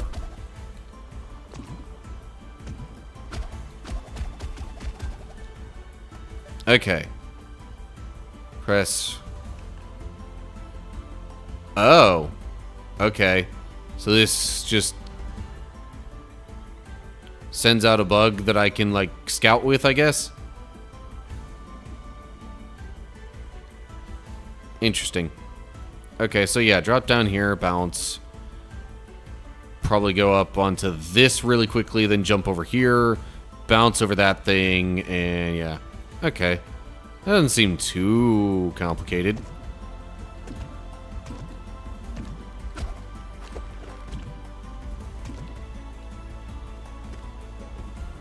I guess just because of the height of the jumps and falls there, that's why it suggested using this little guy.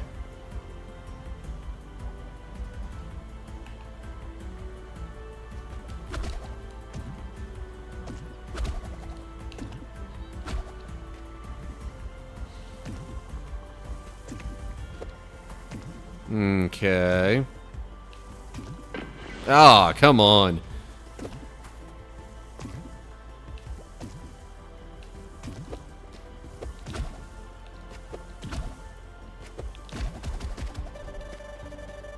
You can change how the grapple behaves in the options. Yeah. I have seen that. I don't know how much that's needed, though.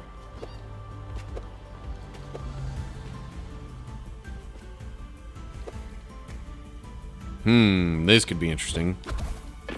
That's not exactly what I wanted to do there. Yeah, that's definitely a gotta go fast kind of moment. And... Ah, okay. Well, shoot. Like... Again, the very sensitive controls here.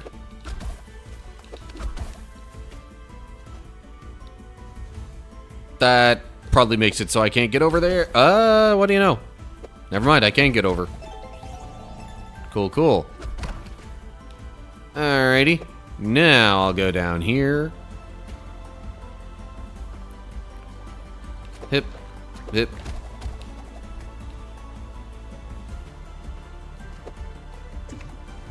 Okay. Bounce on this. What? Up. Not. Go there. Then get onto this one. Okay. Bounce. Hiya. Okay. Why do I get a sense there might be something hidden over here? See? Gamer instinct.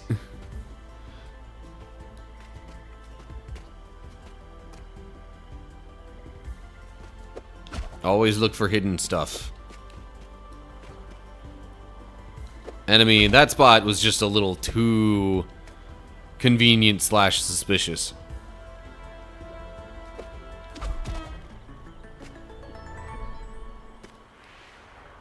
Oh, okay. Oh, jeez. So, yeah. Unsurprisingly, it gives rankings for how well you do with each aspect of getting through the level. So since I took more than 5 minutes, I don't get any kind of medal. I guess if I was under 20 deaths, I would have gotten silver. And as far as collecting the coin token things, I got the silver for that. Gold probably would have been all 10.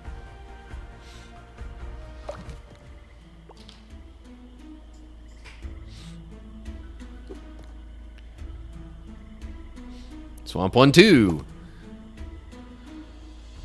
And given how long Swamp 1, 1 took, this might run us through the end of the stream.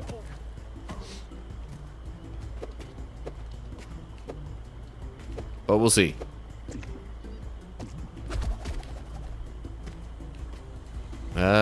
Hidden passage? Yeah. Oh, that just leads back here. Why would you make a hidden passage that just leads back there? That makes me wonder if I missed something. But doesn't seem like there's much of anything to miss.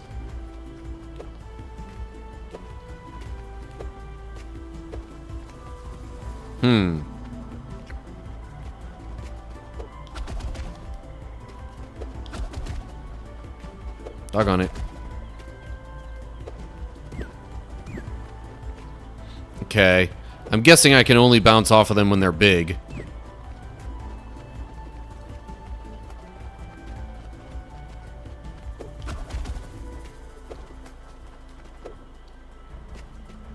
Well, that wasn't a very good test of it.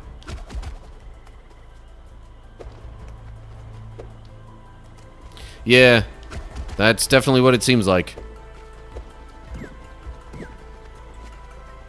Duly noted.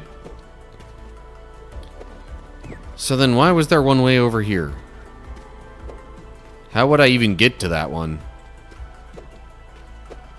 No idea, so I'm just gonna keep moving.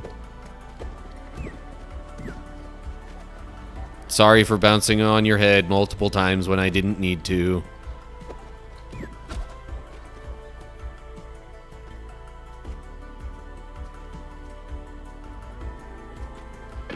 Seriously.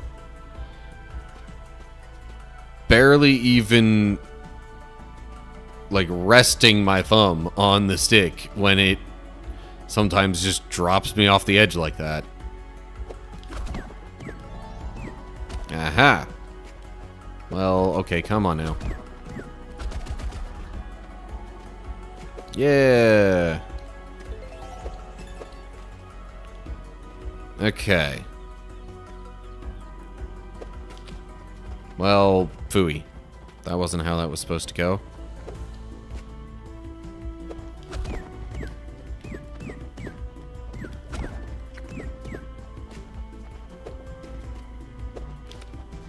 Jeez.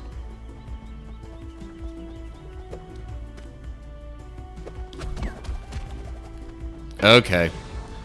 Went a little too far off the bounce there, but I think I get the idea now, at least. Or, ooh, okay. For a second I was thinking, or maybe I should have tried to push myself even further that way.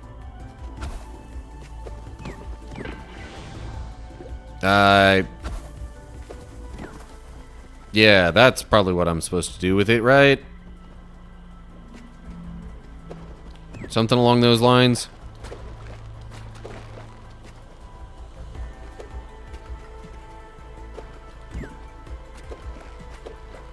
Crud. Okay.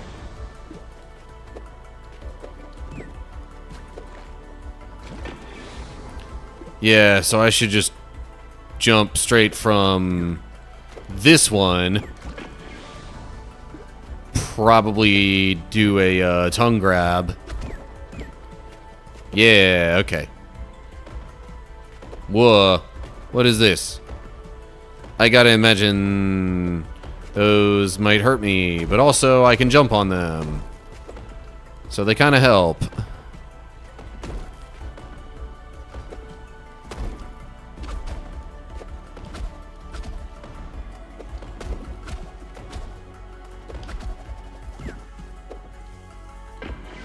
Well, phooey. Didn't mean to do that.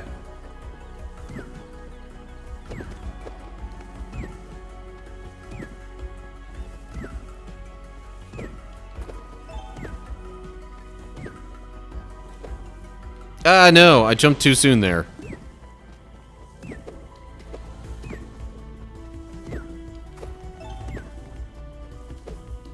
Doggone it, I did it again. Oh, well, that works.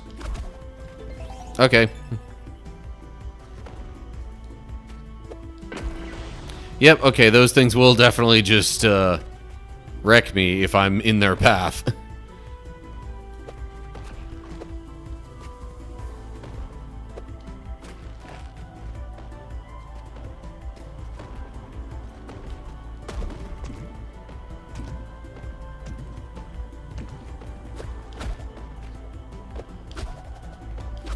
Too much. Ooh, secret.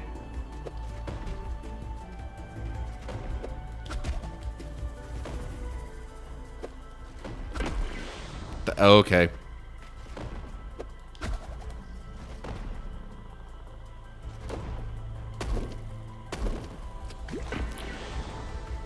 Okay, how am I supposed to get more out of that?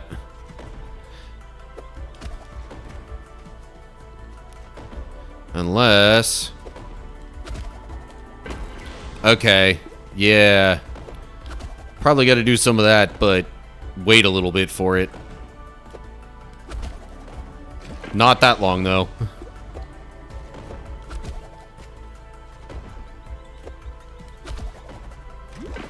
Still too long, okay. Jeez.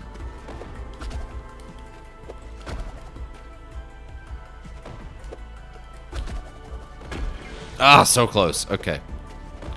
Just a timing thing. No!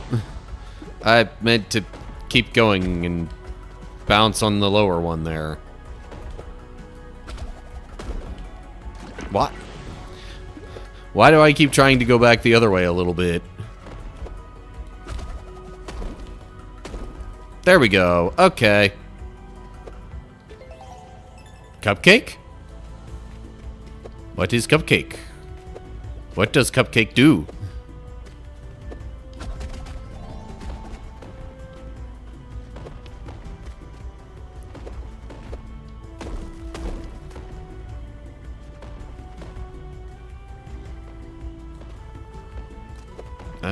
Actually, hang on. There we go. Secret path. Sheesh.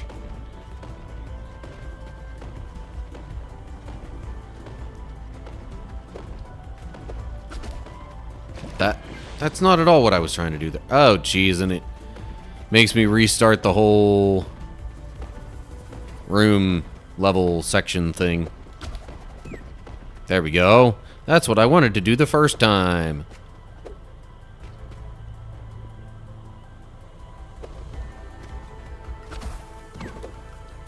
I don't know if that actually makes any difference. Oh, jeez. Okay.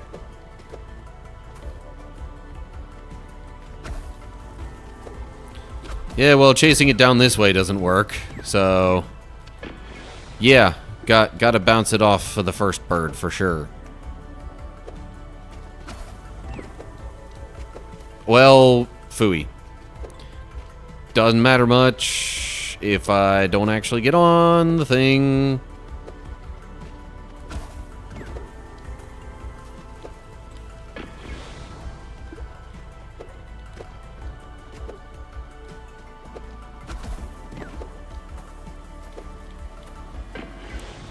Jeez.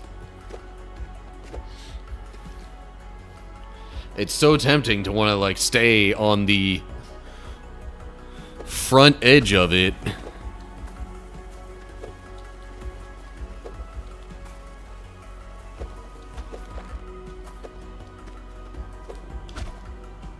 Okay.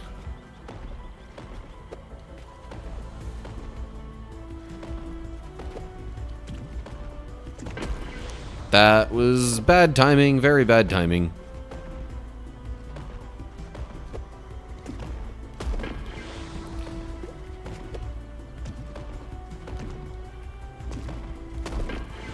Yeah, nope. This is very much just a time it out kind of situation.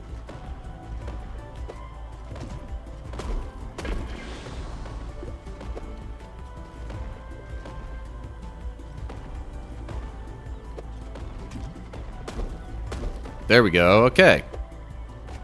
Again, it's just the timing.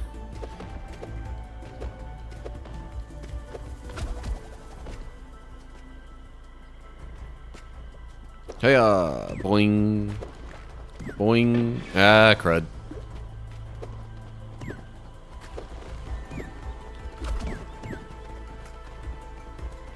Seems like there was something down lower. Yeah.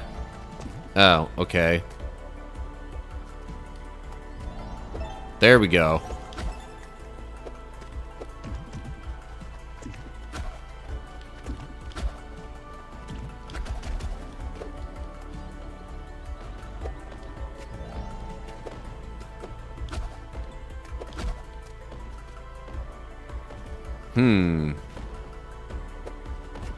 How would I navigate this? Or how would one navigate this?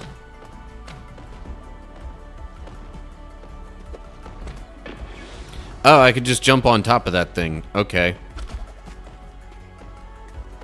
That is helpful information. Well, doesn't help if I jump myself into the spikes on the side. Ah, come on! I was on that platform just a split second too long. What? Okay.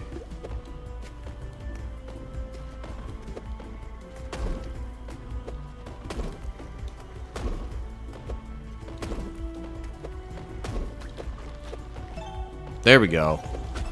Okay.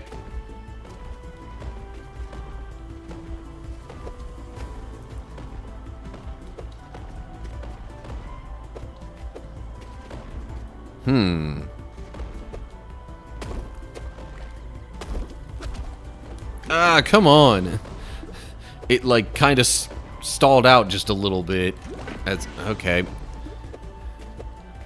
And again, the sensitive controls strike once more. Too soon.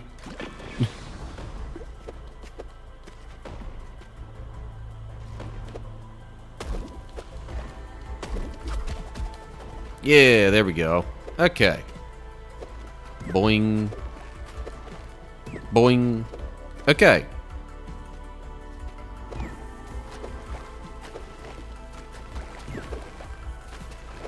No, that was not the way to do that.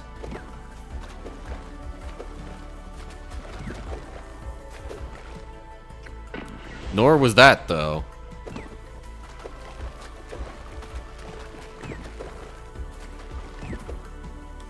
Okay. I see it now. I was just getting a little too antsy with part of it, I guess.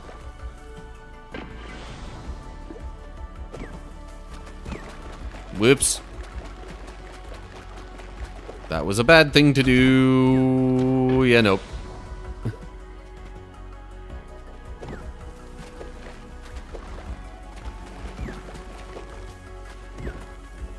Ah, doggone it.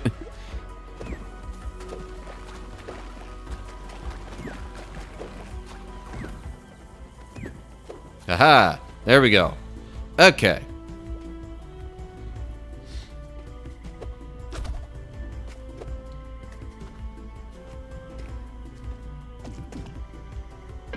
Okay. Why are those down there? Seems to me there's got to be some kind of secret something or other. Oh, that... Okay. That's not how I wanted to end that at all. Oh well. That actually took a bit less time than the previous level.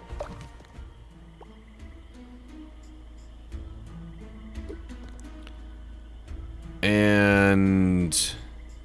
oh, for demo purposes, this level is locked behind gold medals.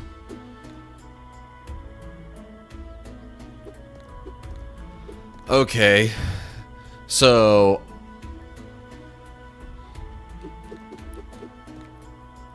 I can go straight to the boss, though. It seems.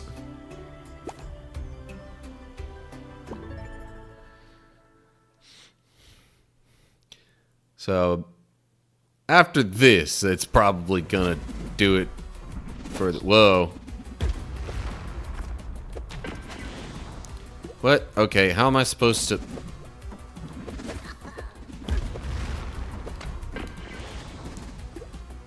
Okay, obviously can't just jump straight into him.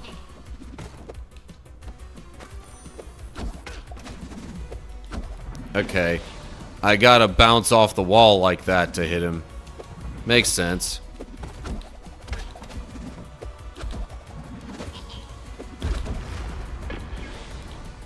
But I can't do it if I'm that far away. Alrighty.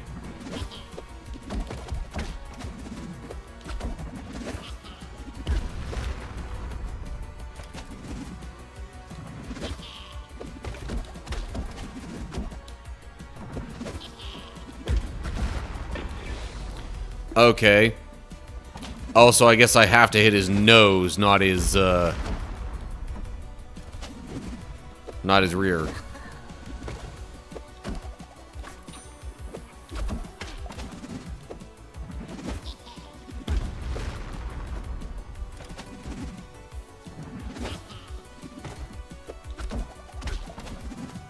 Maybe that's the only trick to it, is that I have to hit his nose instead of...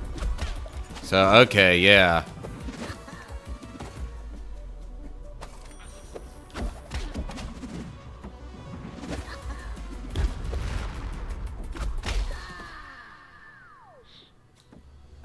Okay. Up. He's got 5 more hits.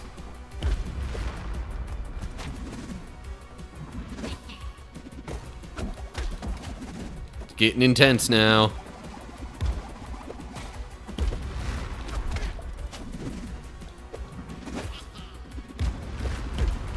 Oh, geez, double shockwave. Okay, at least it continues from this, like, phase of the battle. Ugh. Okay. He bounces and does the shockwave thing after that.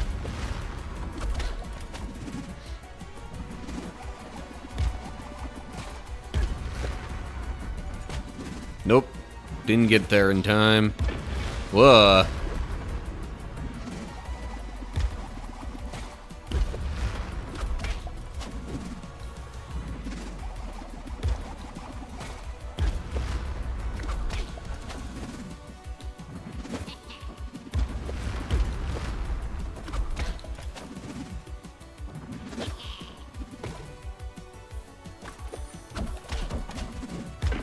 Oh, shoot. I forgot about the bounce after.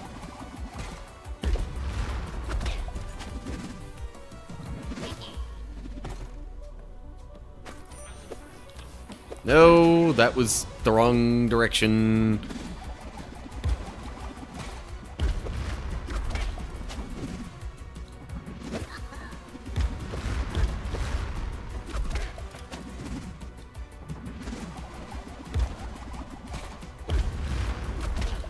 But hey, after, you know, facing a bunch of, you know, Kingdom Hearts 3 DLC boss battles, this isn't that hard. Okay. Now we're really done with the boss battle. Alright. So, first impressions of both demos. I will... If you're having fun, a quick Steam review. Not officially, anyway. Unofficially, I definitely liked this one. The first one was alright. I would have liked to see a little more of both, obviously, but they're demos. That's kind of the idea. They tease you a little bit. And try to make you want more. The first one, which, let me back out of this to remind myself what that one's called.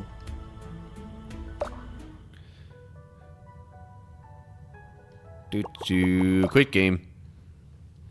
Okay, so, what I have not told you about does not tease as much. Yeah, so, Once Upon a Kingdom, I like the overall gameplay, including the tower defense part of it. Honestly, especially the tower defense part of it, in my opinion.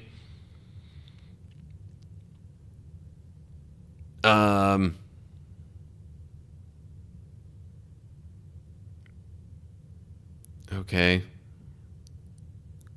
Deck. Interesting. Anyway, so yeah, Once Upon a Kingdom, I like the idea. I feel like it could have been like the transition times were a little slow for my liking. But I like the tower defense aspect of it. Kind of like the city building aspect. Although,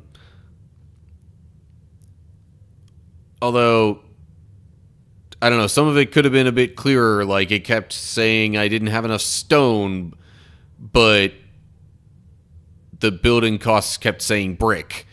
So I think it could use a little polish in some areas. And there's an ad break going right now on Twitch, so I don't know if I should pause my thoughts on other game.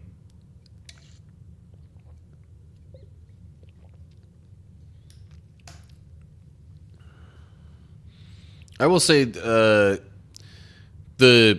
bit of story for Once Upon a Kingdom did make some sense out of the tower defense introduction, or the tower defense inclusion in the city building aspect.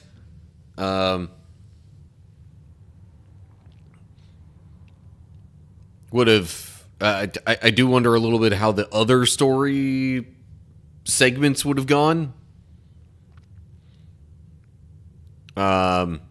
Also, maybe if you've got time, check out sandbox mode in that to see if that actually like does what I think it would and like lets you kind of keep going a bit longer than the story mode did.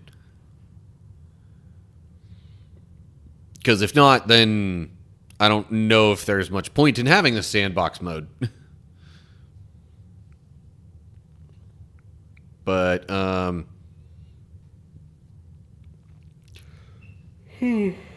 yeah, sorry. Tired. Early wake up. Anyway. So yeah, Once Upon a Kingdom. I like the idea. I even generally like the gameplay. I think it could use a bit more polish. And yeah, I mean, otherwise, I'd say it was decent. 6 out of 10 if I were to give it a rating. Croak, meanwhile, it very much reminded me of like a Celeste or Super Meat Boy or something along those lines. The whole tongue grabbing mechanic kind of made it its own thing though as well. So I honestly kind of really liked that one. I'd give that more in the range of like a 8 or even a 9 out of 10. And I also find it interesting that even within the demo, it gives you potential access to an extra level or two if you get enough of the, gold coin rating things based on, completion time and death count and I guess getting the collectibles. But again, they're both just demos.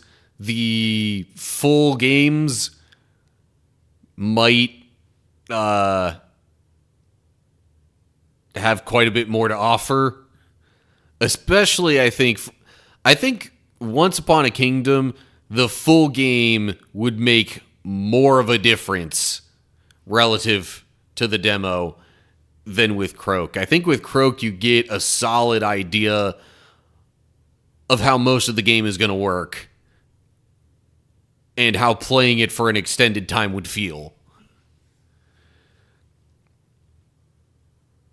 I think the demo for Once Upon a Kingdom limits it quite a bit just to make it a demo and not like maybe sandbox mode explores stuff a little bit further or lets you keep going a bit longer than the story mode did. But yeah, anyway, I'd still say I at least liked both of them. I would say I liked Croak a bit more, but anyway, well, that is all I am sort of leaving myself time for with my new-ish, only 2-hour long stream format. So, where are we rating? Good question. I will work on figuring that out.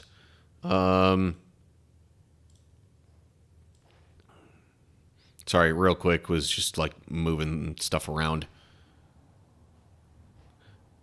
Okay. And while I look at raid options, I will talk about the schedule for the upcoming week or so. So, tomorrow. Tomorrow should be more Borderlands 4, because last week was Kingdom Hearts 3 bosses and stuff.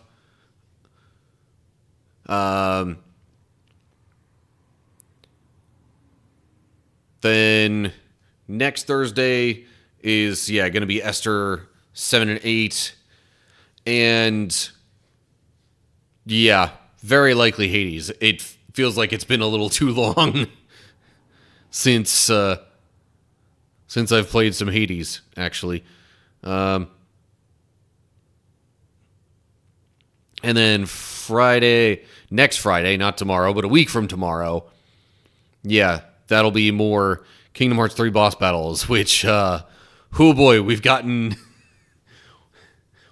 to the toughest out of the, Organization 13. I'm not quite sure which one's harder out of the two that are left, but they're both. I mean, if my memory of playing them on standard mode is anything to go off of, I'm pretty sure that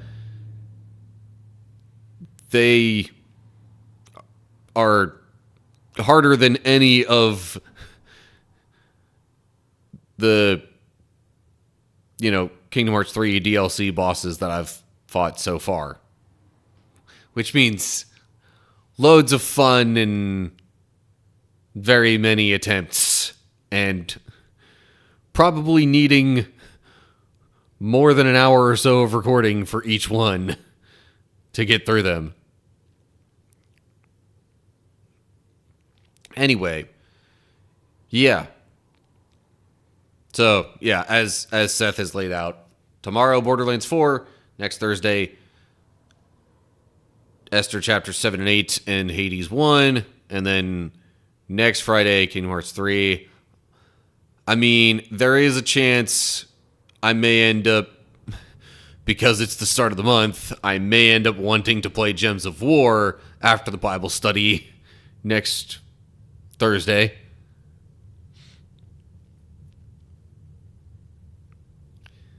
Yeah.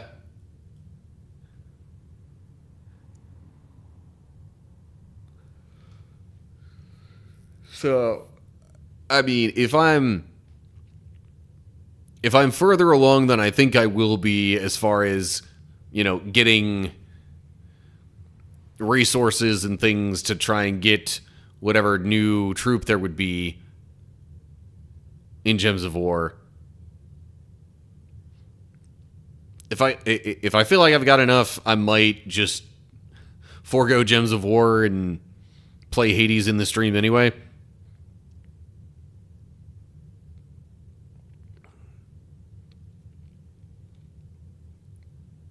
But in all likelihood, yeah, that schedule that Seth has laid out right there, which I just realized now I should actually show you. Yeah. So that comment right there kind of lays out the schedule for the next couple of weeks. Anyway, I don't know why, but the notion is striking me for a particular raid, just because I don't think I've raided this person in a while, if at all. But yeah. Some mix of Hades and Gems of War after Bible study next couple of weeks. You know, as we're wrapping up the book of Esther. And then Friday stuff continues as scheduled, where tomorrow's Borderlands 4, next Friday's Kingdom Hearts 3 bosses, and just keep bouncing that back and forth until I'm done with one or the other. Okay. Raid is going to be going to somebody playing Smash Bros. I mean, I didn't see anybody that I follow that's playing any, that seems to be playing any other Next Fest games, so yeah, Smash Bros. Player it is, I guess. Alright. Well, that's going to do it from me. So I hope you're all doing well. Hopefully I'll see you soon for another live stream. Feel free to check out edited YouTube videos and such in the meantime. Follow all the socials and things of that sort if you're so inclined. But whatever ends up happening, until the next time I see y'all, stay cool, everybody.